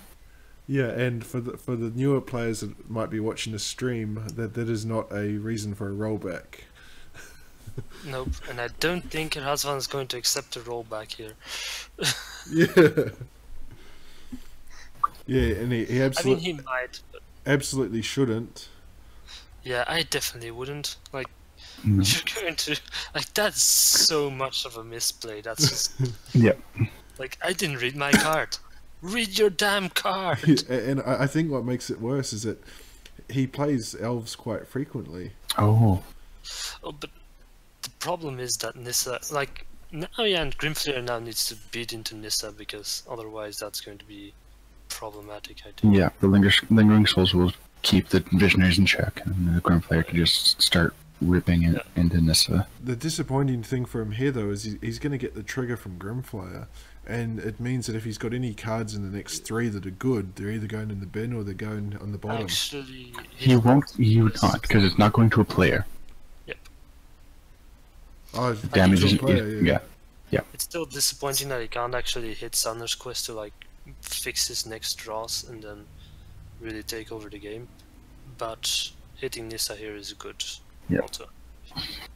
And it's also a bit of a shame that the Grimflayer trigger is not a May trigger. So Yes. it's totally wrecking him at the moment.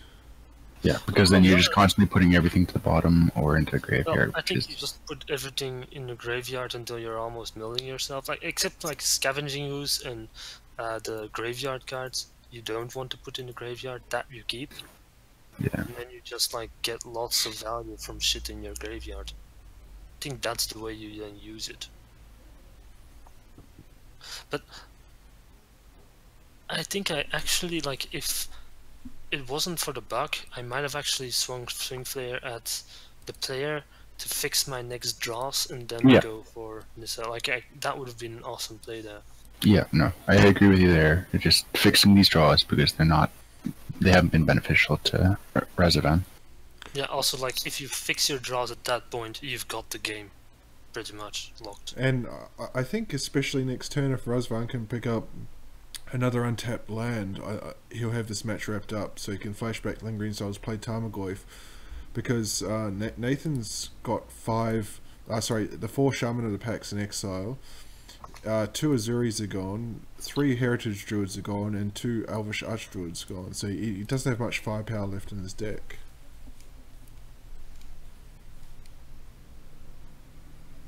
just for a bit of security, he'd probably want to pick up another removal spell. Yeah. So he can knock down Nissa next turn.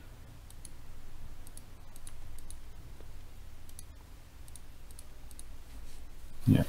So when Nissa dies, Tarmogoyf will be with 5/6, which is going to be a big beating. And with all those cards already gone, that's a nice Ooh. draw if he can find a land. With all those cards gone, the 56 life doesn't really matter as much now.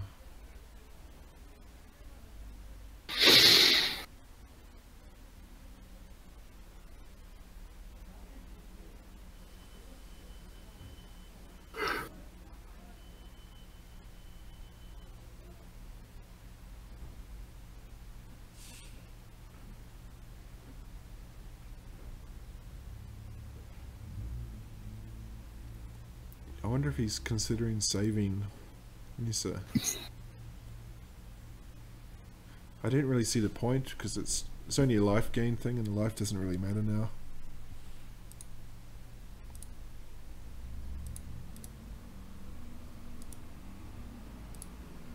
Yeah.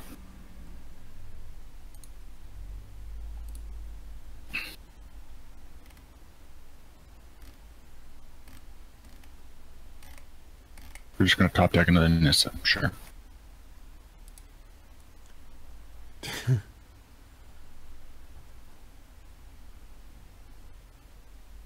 Yeah, no, I'm just not sure how Nathan's going to dig himself out of this. Yeah, 62 life. He's got the time, but I just don't think he's. Oh yeah, he's definitely got the time, but he's expended a lot of resources already. He's down to 25 cards left in deck. The only thing I can see here is just go wider, but when the Lingering Souls are sitting in the graveyard.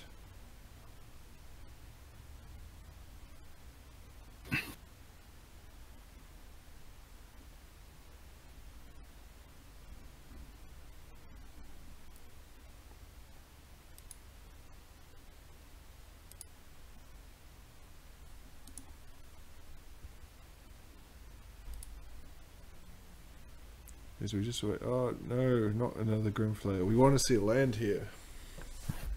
Well, the Grimflayer will be nice because it'll put pressure on, because of the trample.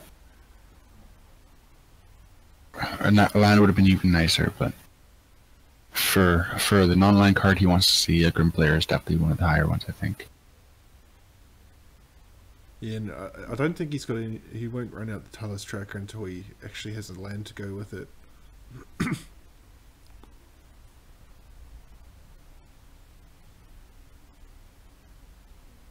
Oh, that's getting aggressive. He does have the Elves checked here. Yeah. The only thing is, if the Elf Lord comes down, the Archdruid would be put him in a bit of a position. He'd lose the 2 spirits, or I suppose he could trade them. Nissa down, so 57 life.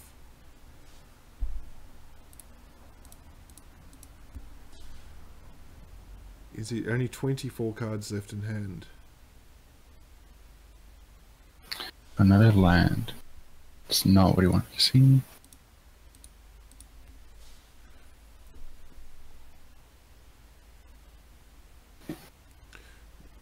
A fatal push there is nice. I would just be keeping that very tight.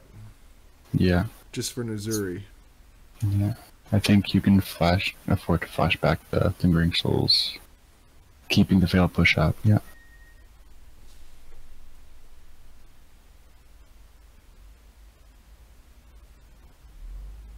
Oh, I'm a bit surprised there. It's getting very aggressive.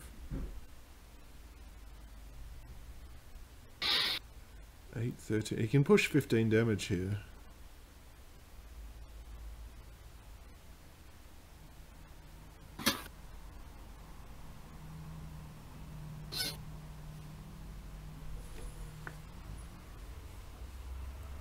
Just going to be a bit more conservative and go for 13 instead. Yeah. I think with the amount of life total he has, not really speeding up the clock for the extra 2. So 13, being a little it'd cut a turn off the clock. So he's currently on 13 would take 5 turns, 15 would take 4. But Tracker's going to presumably come down very soon and make that even quicker.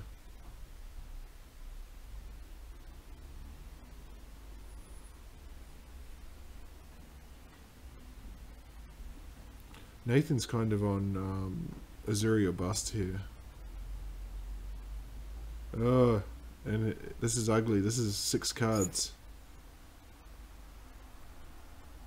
I guess it kind of filters. He can put the duds that he doesn't want into his grave, and put the other ones on the bottom. It'd just be a shame for him if there's 6 lands. It would be luck. If this was not bugged, then this would be a very nice hit. Yes. So Shambling Event and a Liliana the Last Hope went in the graveyard.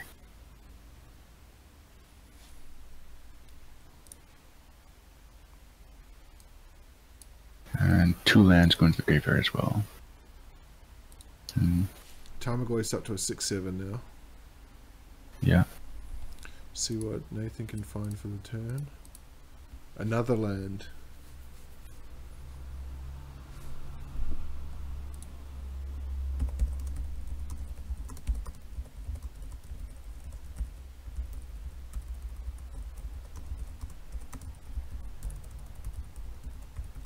There's the land for... oh no, I would have played the tracker first. Yeah, a bit of a misplay there. Yeah.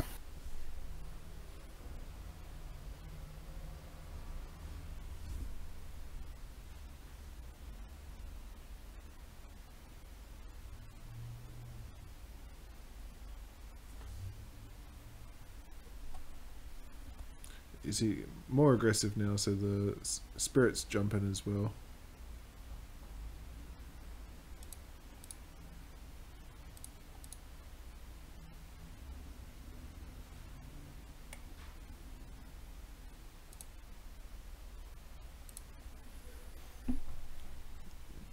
For 16 damage coming through. 16 damage and 6 more cards being looked at. Yeah, I think Nathan is sitting back here. Like you can see, Razvan's got no cards in hand. Keeping these visionaries, his only hope being that he can find Azuri and then pump the creatures. Yeah. Nathan says, all this because I can't read a damn card properly. Yeah.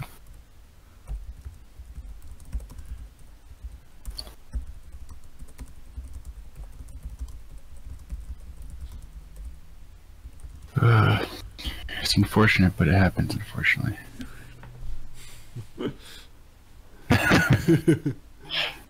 See what he can find here. Is this the Azuri? No, it's another...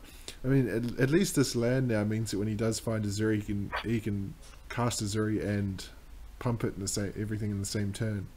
Yeah.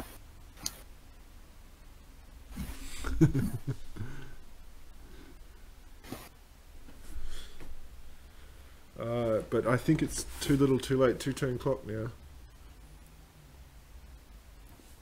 And if Razvan just can find like a path to exile or something, then that would just be a lock. Yeah, it's literally a Azuri or bust now.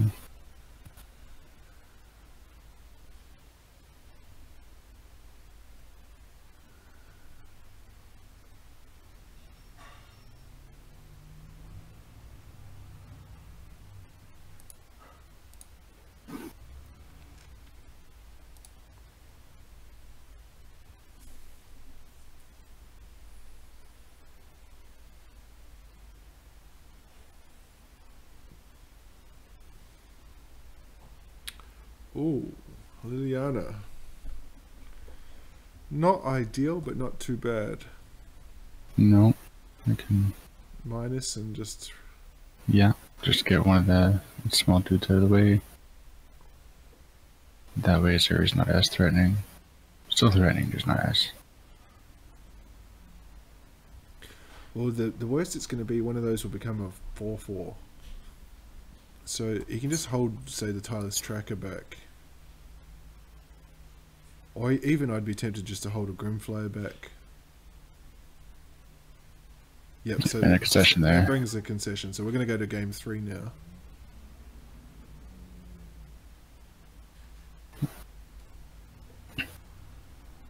So depending on how long this one goes, I may have to jump out before Legacy. Sure.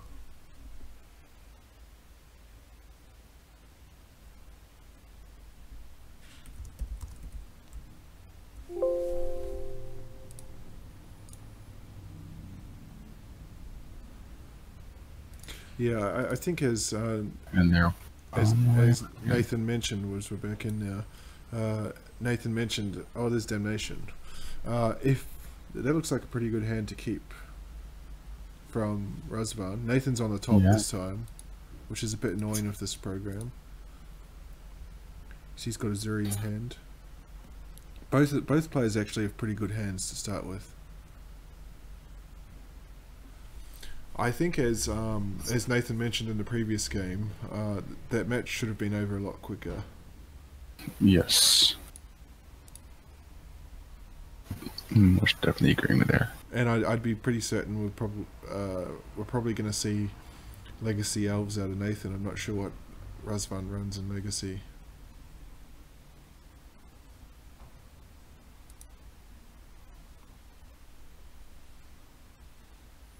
Yeah, I find this really annoying that X-Mage switches the players around. I don't know if it's happened to you guys as well. So Nathan was on the bottom last time. This time he's on the top. Yeah, when I'm watching it shifts, but generally doesn't affect my playing, which is... Well, you can see here two Damnations. So we're going heavy on the board wipes. And if Liliana can come down before the Archdruid, then that's going to be very nice as well. No Archdruids in hand currently.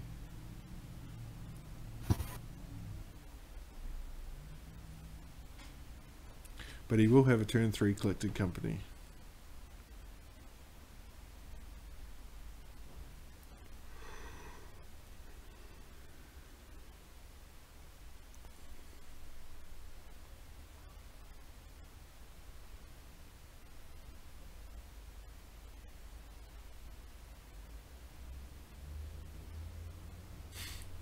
There's Nissa again.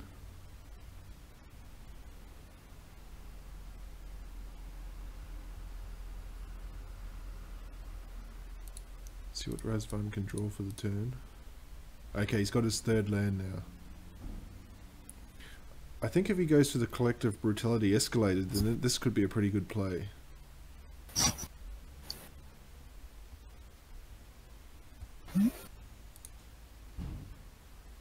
Yeah.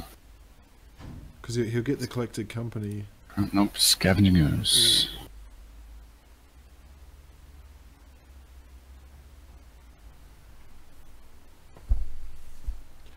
Okay, this is going to be... Because the problem here is that if he does find the Archdruid from the Collected Company, this is going to be a blowout. Yeah. It means he's going to get hit by a Shaman for Shaman of the Pack, and he's not going to be able to use the Collective Brutality to remove anything decent. And it's going to be 2 turns away, plus he needs to find a land in order to take down this board with Damnation.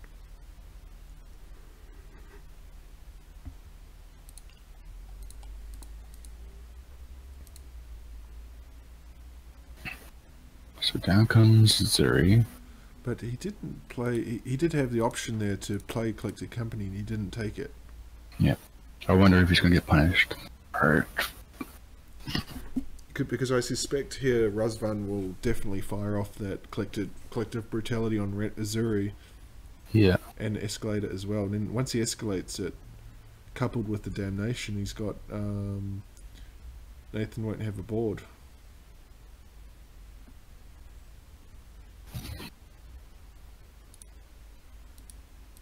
See if he's going to. So there's another land. Yeah. Oh.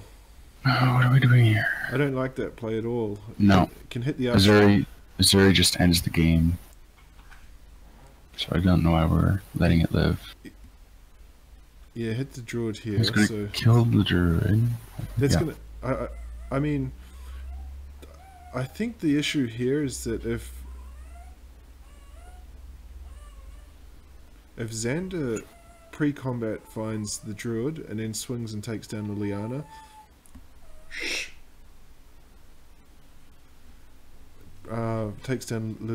then it's not a fantastic position. But if Liliana somehow survives, as there's a druid, if Liliana somehow survives and any damnations, then he's in a very good position.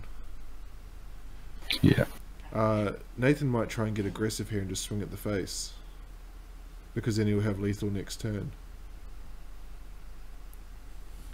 So this is a pretty big call here. How he wants to go about this. 5.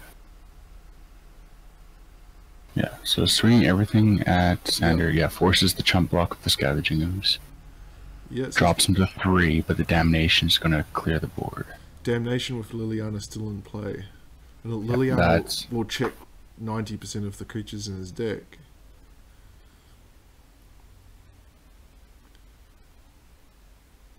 I mean, I think from Nathan's perspective, that's probably the call I would have made as well. Possibly I might have sent 2 at Liliana, but there's a Siege Rhino, so after the Damnation, that Siege Rhino can. He's going to drop to 1 here once he. 2. He has to search at basic, but he can't play Siege Rhino, can he?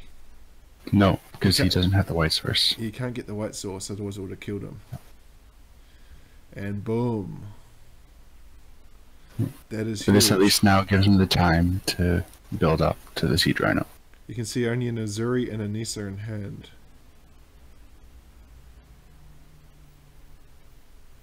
He cannot play Nissa.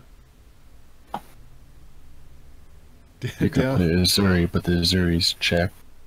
Down to 2.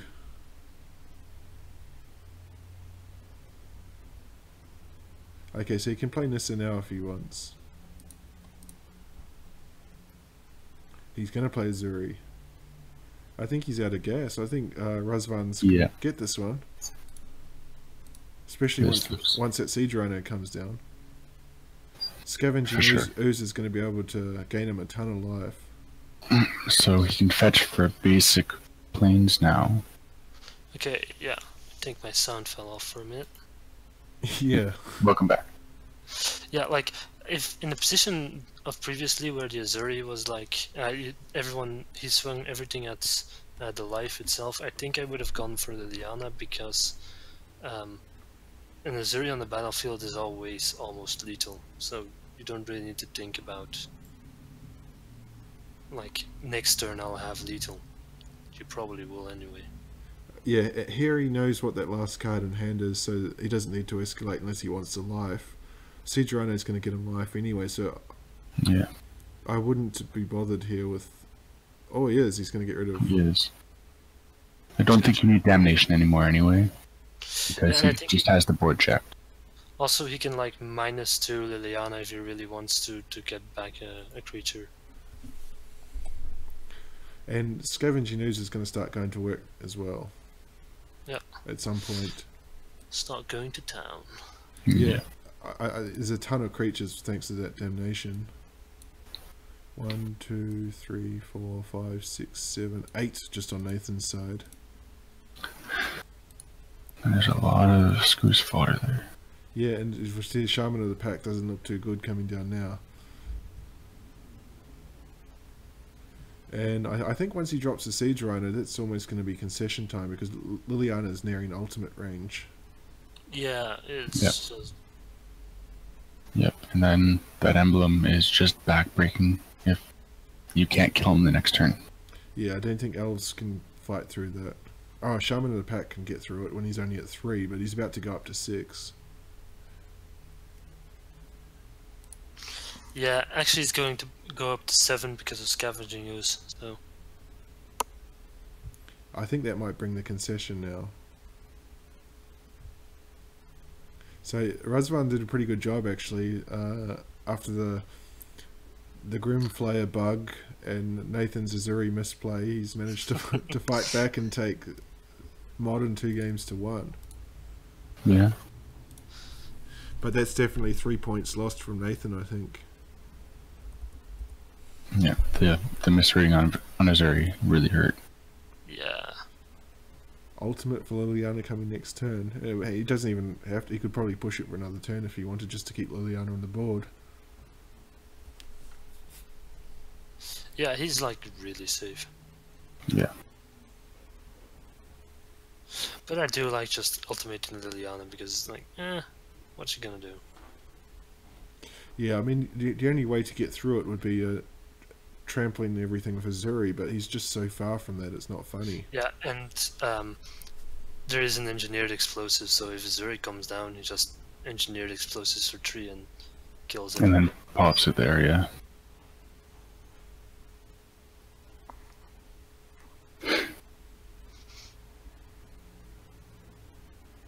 Yeah, and I think he might even like swing in with scavenging ooze here, bringing Nathan down to 7, and then Lethal next turn.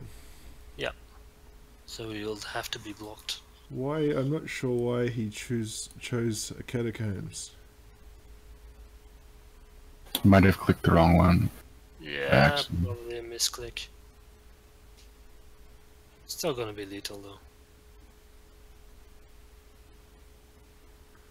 1, 2. Yeah, he would. He would. Yeah, he's got a. Well, not lethal next turn here. Well, I think. Oh wait, no, yeah, no, he can actually bring scavenging us up to 5 power because there's 3 activations, and then he has lethal, so he'll have to be blocked.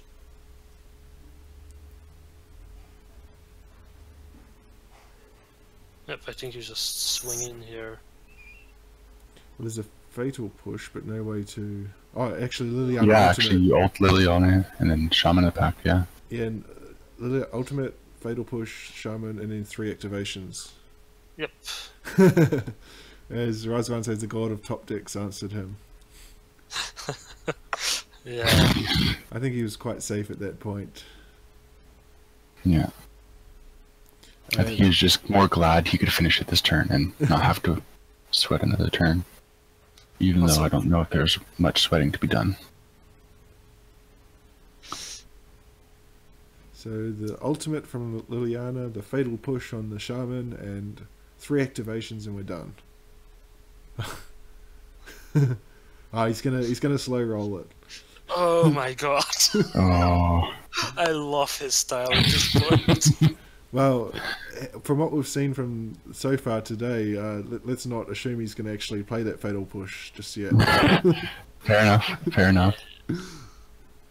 But saying like gods of top decks answered me at the moment he draws a fatal push, pretty much says me like, yep, that's it. And there's the concession. So Yep, not gonna force him to have it. Yeah. Not even going to wait for the fatal push to come down. Nope. as we will go on to Legacy now. Yeah. So I'm gonna have to dip out because I gotta go to work. Okay, thanks for joining us. Yeah. Thanks for having me. And goodbye to Hopefully I'll be back. Yeah, Anthony Friedrichsen. Legacy, yes. Yeah, I'm curious to see what Razvan is on for Legacy here. Yeah, I believe he mentioned to me like he wasn't, like when we asked him whether he wanted to be in the league, that he wasn't sure about Legacy, and I gave him my Rakdos Reanimator deck. Ah, yeah. So, I've been playing that for quite a bit lately as well. it is a lovely deck. It's Like, just it's super fun. If anyone's Yeah. watching and they haven't played Legacy, it's just like, especially if you used to like to play Splinter Twin and just do your own thing. Yeah, actually, if anyone's listening and wants to play Ragdoll's Reanimator, you can actually go to the site and the deck list, and I've already put it up there. So you can just download the deck file and start playing it immediately. Okay, they're into the game now. I've actually tweaked mine a fair bit since. Oh yeah, sure. So I splash for white. You see green splashes, blue splashes. Like my version also had like a small splash for white, but that was mostly for side deck. Yeah, mine's entirely in the sideboard.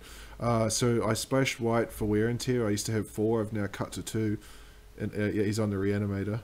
And yeah, that's also a part of my list actually. Like that's part of the list that I put on, I think. Yeah, and was that Pull from Eternity? Pull from Eternity, I'm not sure. That card is awesome. Can he actually? No, he can't quite go off turn 1 here. Oh yeah. He needs to find a Lotus Petal, and he can do it. Yeah, so he needs a black source and a Lotus Petal. We might have Reanimator versus Reanimator here. Actually, make sure I'm even looking at the right hand. Okay, yeah. Because I've been talking to Nathan a fair bit offline about Reanimator. Oh, okay, so Razvan's on the blue. He's got a blue splash. No, Nathan's the one on the blue. Wait, or... Yeah. Oh yeah, no. Mr. Xenagos is on the blue splash. Oh yeah. Nathan's on red-black. Oh, so that might be my Grixis Reanimator. Because I also built a Grixis Reanimator afterwards because I liked it. I think you unmask... No, you don't have the an island yet. What does he want to take here? Yeah, what you want to take here would have been Animate Well, Dead. he needs to take Animate Dead because he can actually... Razvan's got this match. He's going to animate that Grizzlebrand. Well, he has revealed the Chancellor of Annex. Ah, yes, so it's going to... Grizzlebrand is in Nathan's graveyard. Well, Animate Dead... oh yeah, actually... can get another one. Actually, taking down the days was smart, because he's got a Lotus Petal. So Nathan's on the turn right now, he's got a Lotus Petal. Wait, were there 2 Channeler of Annexes? No, he tried to play the Lotus Petal before he played a land. Oh. Okay, yeah. But like Nathan has a Reanimate. Yeah. And he actually has a Grizzlebrand in the graveyard, so I think he did the right thing taking the days, because otherwise you could have like played Volcanic Island, then played the Lotus Petal to make sure that Chancellor wasn't going in the way. Yeah, because he was actually dead. Nathan was dead then if he didn't have the Chancellor in the opening hand. Yeah. Because Razvan had the Lotus Petal plus Animate Dead, so he could have taken Nathan's Reanimator with Animate Dead on his first turn. But now Nathan's going to fire off his own Reanimate. Yeah, I'm not sure whether actually whether Razvan had to reanimate. I think that was... No, Reanimate is on Nathan's side. And I'm not sure whether he had enough mana for what do you call it? Animate Dead. Yeah, Animate Dead. Or did he have the black... No, he did, because he had the Lotus Petal. Yeah, but he didn't have anything in the graveyard at that point. No, he doesn't need to. If you read the card for Animate Dead, it's a graveyard. Oh. So he could have taken... Oh, damn. Yeah, so, yeah, so the Chancellor in the opening hand was a huge play. It saved him. Yeah, definitely. It's also kind of interesting to see 2 versions of a deck that I'm constantly playing in Legacy against each other. But I mean, I've had a look at both. I really don't like the blue, because I find the cards you have to strip to fit the blue spells in, it's just too much. I kind of like it because of the counter spells. Like... Okay, so here he goes. He's firing off this Animate Dead now. What's he targeting? Not sure. Like, there's an Iona in the graveyard. He could for some take a reason. Iona and just name Black, and Yeah. shut Nathan off Black, because Nathan can't really. I mean, I suppose Grizzlebrand's got lifelink, yeah. So he's going to name Black. Yeah, and it's going to be 6/7 because of Animate Dead. So not sure. But he does have 3 turns to find his own. I'll just switch to his Razvan's hand. He's got another Animate Dead in hand. Razvan does. Yeah. So he's going to be able to get a second threat. Yeah, I think next turn you Take Elishanon. like if you draw a land, you entomb. If you draw a swamp, you entomb and animate undead with a Grizzlebrand. If you don't draw a land, you probably careful study. Try and draw a land and then animate dead. Try and draw a land and. My play here, I would animate Dead immediately on Nathan's Elishanon. That way, put Grizzlebrand to a 5/5, and you have it checked. Oh yeah. Actually, that is better, probably. Yeah, and then, I mean, Nathan's at 18, but I think he just loses the match then. Yep. So see if that's Like, the what are play. you going to do with the Reanimator deck? Yeah, as we say, this Reanimator deck is super fun. There's lots of lines to consider here. Yeah. Oh yeah, No. he doesn't see that, which is kind of sad because that would have been an awesome play. Chromox, Animate, Exhume is not so good in a mirror. Yeah, I think you take Exhume down. Oh my god. What did he just do? Did he just get rid of the Animate Dead? Yeah. Yeah, he threw away the Animate Dead. And he kept the Exhume. He actually kept 2 of the cards that I would have thrown away here. Yeah, because Exhume allows your opponent to also bring Yeah. a card back. I hope he's not going to fire this off now. Let's have a look. Yeah, that was. I think he's going to fire off the Exhume. Yeah, that's not. Yeah. Let's wait and see. Have you... No, okay, careful study. I think he also like played Chromox and didn't exile anything. Yeah, so I was looking, he didn't... So does that mean Chromox just doesn't Nope. work? It just doesn't do anything, I believe. And Because it's imprinted nothing. that's a bit of a pointless swing there from my owner as well. Well, it's Grizzlebrand's damage just and going to power. hit back the other way and gain all that life back. yeah, but now he can't like gain 7 life, like draw 7 cards and then hit back. So I still like the swing there, but it's just if he had chosen to go for your play, which even I didn't actually see, that would have definitely won him the match. We're joined by that's Joey Edikovic, who's not playing in the leagues this season. He has played quite a few seasons prior. Yeah, I remember him.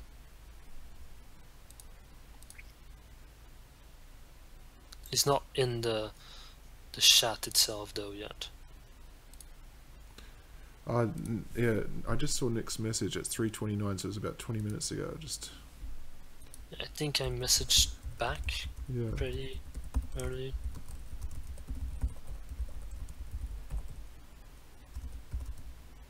Okay, so Yeah. just as I'm responding, I'm guessing Razvan conceded. Yeah, I think so. Oh man, but reanimating Elish Norn there would have been so awesome. Yeah, it's just, I mean, people say the deck gets boring very quickly because it's kind of linear, but you can there's a number of different decisions to be made. Yeah, like I like when you unmask yourself to take down your own Grizzlebrand to then reanimate it turn 1 and try to like go for no counters, or that you don't do that because the opponent is a deck that plays Forces of Will. So yeah, like there's lots of subtleties to it. Yeah, It's 'cause like how Nathan actually had that line in game 1 if he had one more black, but unfortunately he didn't. yeah. And the other interesting thing here as well is that I don't think he saw any Force of Wills or Dazes, did he? So he might... He did actually see he did see a Daze, but that was taken down with the mask. So if he'd actually gone for a mask and then reanimate himself, That would have been days. No, that couldn't have actually been days because he didn't have was no island on the battlefield yet. But still, that would have been very dangerous. Okay, we're looking at I think I'm looking at Razvan's hand, Razvan's. Yeah, and you just go careful, study, hope to draw find. Chromox Yeah, or something. I don't run the Chromox, so Actually, or Lotus Petal. yeah, Lotus Petal is actually what you want because, yeah, you want to like activate Dark Ritual, throw away Grizzlebrand, and activate Dark Ritual and cast Exhume. Yeah, Nathan says he actually accidentally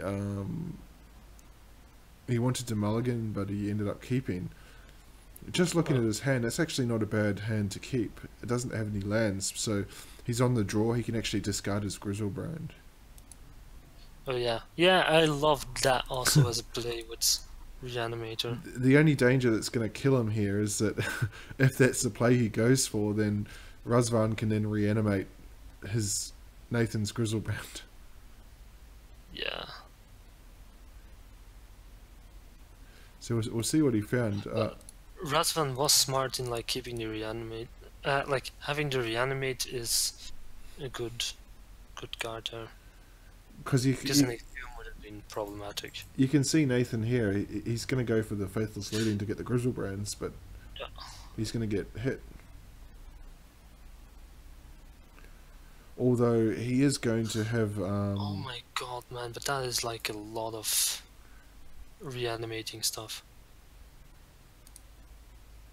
Yeah. Then again, like reanimate the Grizzlebrand, and you start looting, like drawing 7 cards, and that's. The problem here is that if Razvan had anything else, because I got the feeling that Nathan will fire off Exhume next turn because Razvan can't get back a second Grizzlebrand because they're legendary. Yeah. Well, actually, he can get back another Grizzlebrand simply as an untapped Grizzlebrand, but that's not really going to do a lot. Oh, and he reanimates his own Grizzlebrand. And what I would do here is I draw immediately. Yeah, draw immediately so you can get the Iona into the grave. I'd actually crack my fetch first, then draw. Just in case of a point. Just looking at Nathan, I mean, in the chat, Nathan's kind of implying he's in a terrible position, but I don't think he's. He said kept flicking blah, blah, blah, and then always got to keep that no lander and then a top deck. Yeah. Like he top decked a land and he was super happy about it. Especially because it was like a bad lands, which means he could like get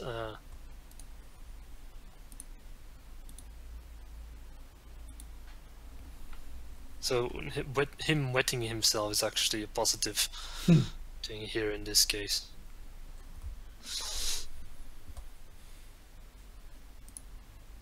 Okay, so Razvan did draw, but only in the end.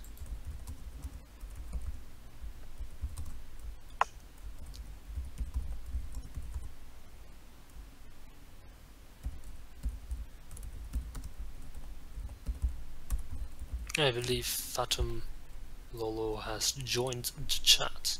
Hello. Hello. Fathom Lolo is Nick Peterson, right? Oh yeah. Yes. Yeah. We're just watching a Legacy mirror. Yep. Yeah, and it's Reanimator, which I absolutely love. Everybody loves Reanimator here. I thought it was very funny. I had, even though it's late, I had to jump in on this because we're all Reanimator players. Yeah. I didn't get to play much Reanimator last week, but I'm still a Reanimator player. Yeah, 2 people playing are both Reanimators, and then 3 people commentating on it all play Reanimator. We're having kind of a skewed view here. And you can see from joining here. When he joins the chat, Nick's on the latest version 3. We're just saying before the server hasn't been updated yet. It's still version 2, and it had a huge impact on the modern match. Oh yeah. Oh, is it the Ponder bug still on the game? Yeah. and Yeah. So like, sorry, go it ahead. was the Ponder bug, but then with Grimflayer. So Oh, so all of the Grimflayer stuff was going to the bottom. yeah, except the things that went to the graveyard. So Oh, that's horrible. yeah, kinda. That turns Grimflayer into a much less valuable card. You can see here actually, Nathan, yeah, he's going to do it. He's got Razvan's play from game 1, so he can actually reanimate an Iona and name Oh, Black. This is so good. No, that's going to cost him the match. He's gone for Exhume. Oh man, Exhume Oh is no. That's a bad message. here. Oh man, like He's going to get This Iona is- and name Black. He had to get the Animate Dead and steal the Iona. yeah, and like Razvan is just going to be able to swing a Grizzlebrand into the other Grizzlebrand, and then animate dead another. Like it's He chose Black. That's Just- the match. So we're going to game 3. And I strongly suspect both these players don't know that Animate Dead can target another graveyard. yeah. Nathan's bugging super hard, but at this stage of the match, it doesn't matter. Yeah. This is going to be game 3, so ironically, both these players lost their matches on a misplay with Animate Dead. Yeah.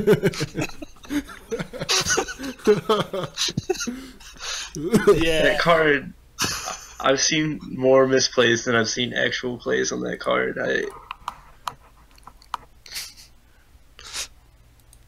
And another good one that people don't get as well is with Animate Dead. You can actually kill the creature by casting Abrupt Decay on the Animate Dead and get rid of the creature. But so many times... Yeah, that I've seen.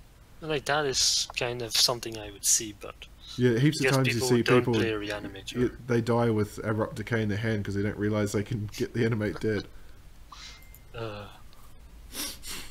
I feel like it's not necessarily that they might not play like as much Reanimator, because I've got a lot of reps in on the deck. I feel like it's like when you have 2 or 3 different ways to reanimate on the like in your hand. It's so interesting, the different lines of thought you get in a match.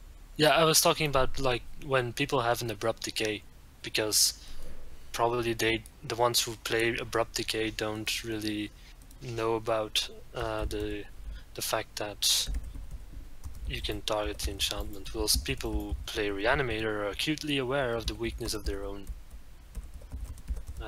plays, because that's why you Right, and so sometimes choose to go. in my position, I was thinking about like, what if he's just playing around Abrupt Decay and throws Exhume instead, just to get the Grizzlebrand on the board to block. But I don't know. I feel like I would be very aware that he's going to pull Iona. Yeah, seem to be. Yeah, I think Nathan might be.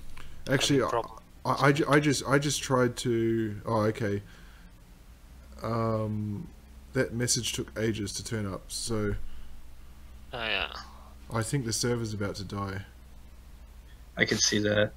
Maybe we... Well, but that was definitely Razvan's game, right? Yeah, I that's what I said to him in chat. Razvan's going to win that one.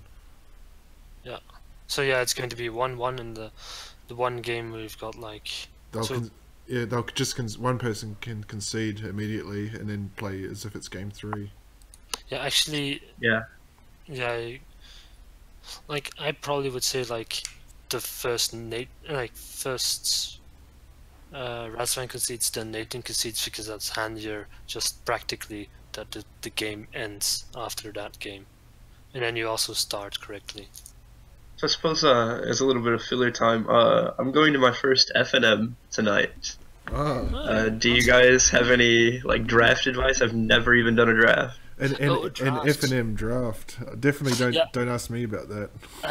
I've actually drafted Rivals of Ixalan a couple of times, and what I've noticed is that like there's Merfolk is pretty strong, but it's really problematic if you're with 2 people. Then you really can't build a deck. Vampire is also really strong, and you can draft that with 2 people on the table and still have pretty much no problems. So that's like something to look out for. If black and white is kind of open, I'd probably go for the vampires deck. And sometimes, like if you've got a lot of low curve red and blue creatures, there's also a really powerful limited deck in the like red-black evasion aggro, especially if you've got like Curious Obsession and other auras, because they're a lot more powerful in draft than they are in other formats. Okay. But I'm not sure how well I'll do. I mean, it doesn't really matter to me. I'm just kind of going to start a paper collection. Yeah, definitely. My terrible draft advice is always take the money card. That was my thing. I'm just gonna crack money card first pack and then grab it and go for and be happy. The only thing is, if it's Brass's bounty, then just pass it. It's only worth 10 cents. Yeah, like, I wouldn't go for the money card if it's anything that isn't really high. If it's got like a Rekindling Phoenix, yeah, you take that. You definitely take that. If it's got like Jade Light Ranger, you take that. Kimina, you take that. But even like I actually got a mythic, and I don't think I'd take that again. Although I might, like the blue. Yeah, I feel like the staples are like the only money cards right now. I was looking online to like how to make standard decks, and like a lot of the decks, it's just Scarab God costs $120 for a playset or whatever.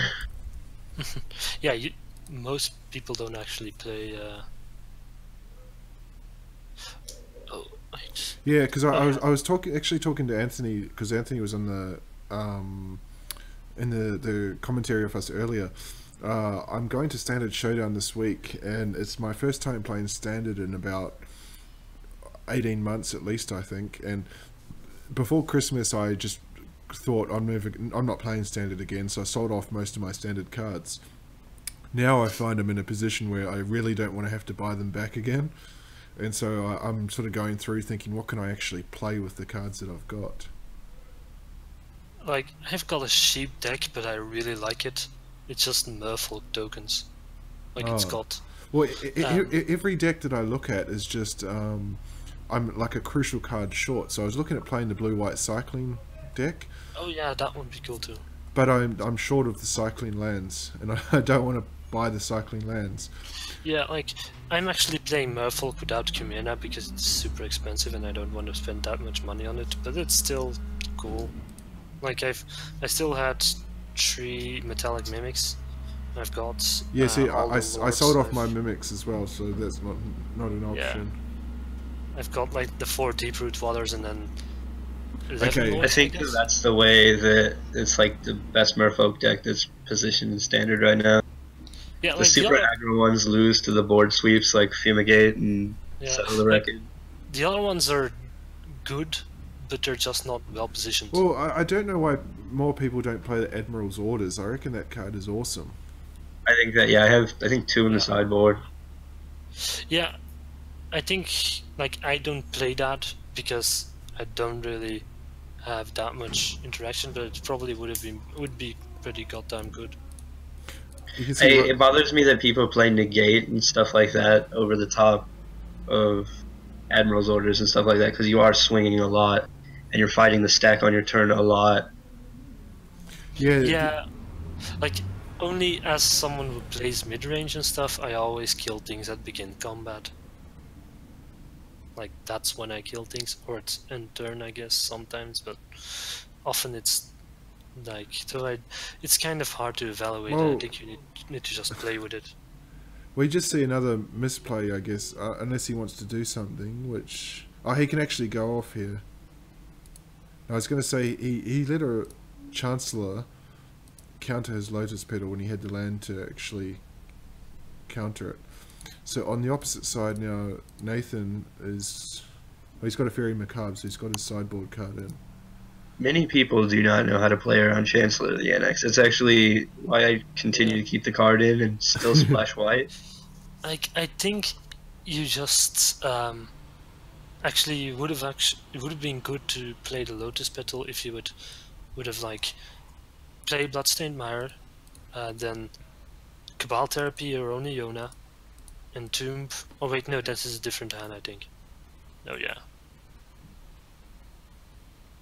Yep, I was on the wrong hand. But No, but you're right. He could have Dark Ritual, Cabal to Zona owner, or Entombed either one and Reanimated. So he had a turn 1 reanimation there. He could have gone or gone Grizzlebrand. does Mystic Xenagos only have 2 cards in hand? No, that. Yeah, sorry, Nathan. Yeah, Nathan was the one that missed that. Yeah, so let's Although, no, sorry. In Nathan's defense, I think he actually got that reanimate from the Faithless Looting. He didn't have it in his opening hand. Oh, okay. That actually makes sense. Yeah, no, I think he had to reanimate in hand, but he didn't have a Lotus Petal to play and immediately reanimate it. So he could play Cabal Therapy and then think, but he couldn't actually. Yeah, I think Mr. Xenagos, Razvan's in serious trouble here. His Color Days, that's somewhat good, but did he have to mulligan to 5 or something? Because he has really few cards in hand. You look at Nathan here. He's got the Dark Ritual and Tomb Reanimate, and he can Thought Seize just to make sure everything's clear. Yeah. Yeah, I think this one's gonna be rough, especially like so. Even if Mr. Xenagos gets back to a position where he can do something, Harry Macabre is gonna just dump the graveyard whenever he needs to. Yeah, so here's a big misplay because he's gonna daze here and force him to tap that land rather than playing it through the Dark Ritual. yeah, and now Thoughtseize can only. Oh, okay, no, Dark. Okay, there you go. Yeah, instant speed. Sorry. Yeah, I was gonna say you gotta respond with the Dark Ritual and use it there, or just drop the Thoughtseize and pray. Well, the Thoughtseize here is gonna put the Grizzlebrand in the graveyard for Razvan. So Which is kind of handy. He can top deck a reanimation spell, but he's behind the 8 ball here because yeah, he's got a lot of problems. Also, Fairy Macabre from Xander's Quest is going to pretty much do it, I think. Yeah. Yeah.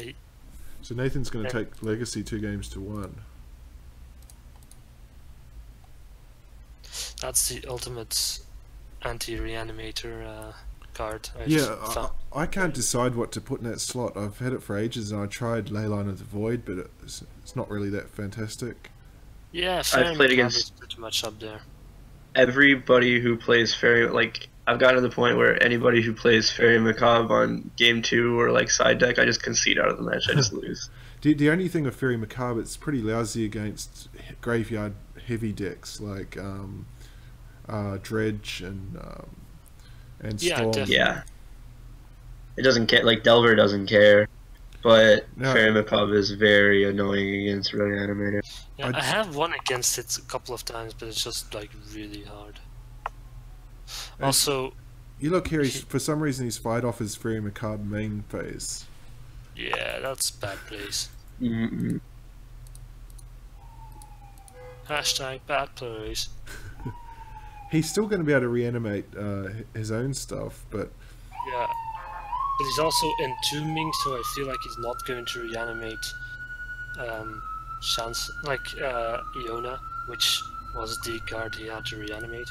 Like, just reanimate Iona and you're safe. What's the police sound? Who's being arrested? Actually, yeah. Let me just have a look. Yeah, because I'm two blocks from a hospital, and it's a ambulance. People don't like to get out of the way of ambulances here, so they just. I find it very interesting the different sounds, like because I can tell you live in a different place because that's not any siren I've ever heard in Indiana. Yeah, I don't think that's a siren I've heard either. Philadelphia has a ton of universities, and every university has their own hospital. and so there's just ambulances everywhere. I've just got a message from Nathan. He's saying that it's stuck again. Oh. Yeah. It's got to be the server. Yeah, I think the server's on is about to get turned off.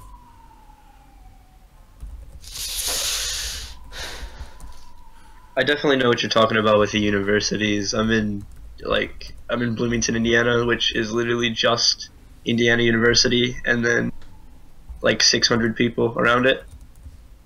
They've got a city like that in Belgium as well. Like There's sirens everywhere because like we have foreign exchange students and like people that just don't really, people that straight up just haven't been out of their parents' house before. They burn popcorn. I've heard someone put a spoon in the microwave.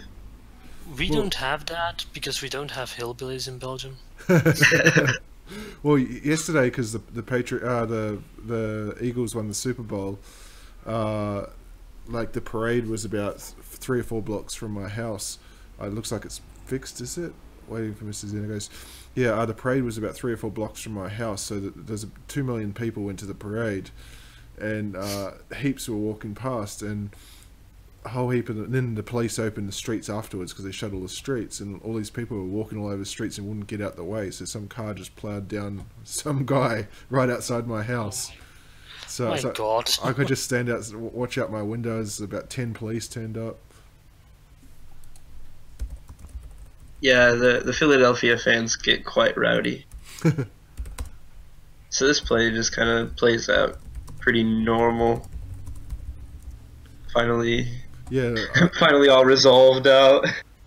Yeah, it looks like it worked anyway. So what's he gonna? Surely, please, for the love of God, reanimate Iona, and this match is over. Yeah. Yes, he's targeted Iona. Yeah, I was gonna say if we had to make a moderator's call on this match, I think we would have just given it to Nathan anyway. Yeah. Funny thing is, he could have also like reanimated. I certainly would have asked him in chat what target you intend to reanimate.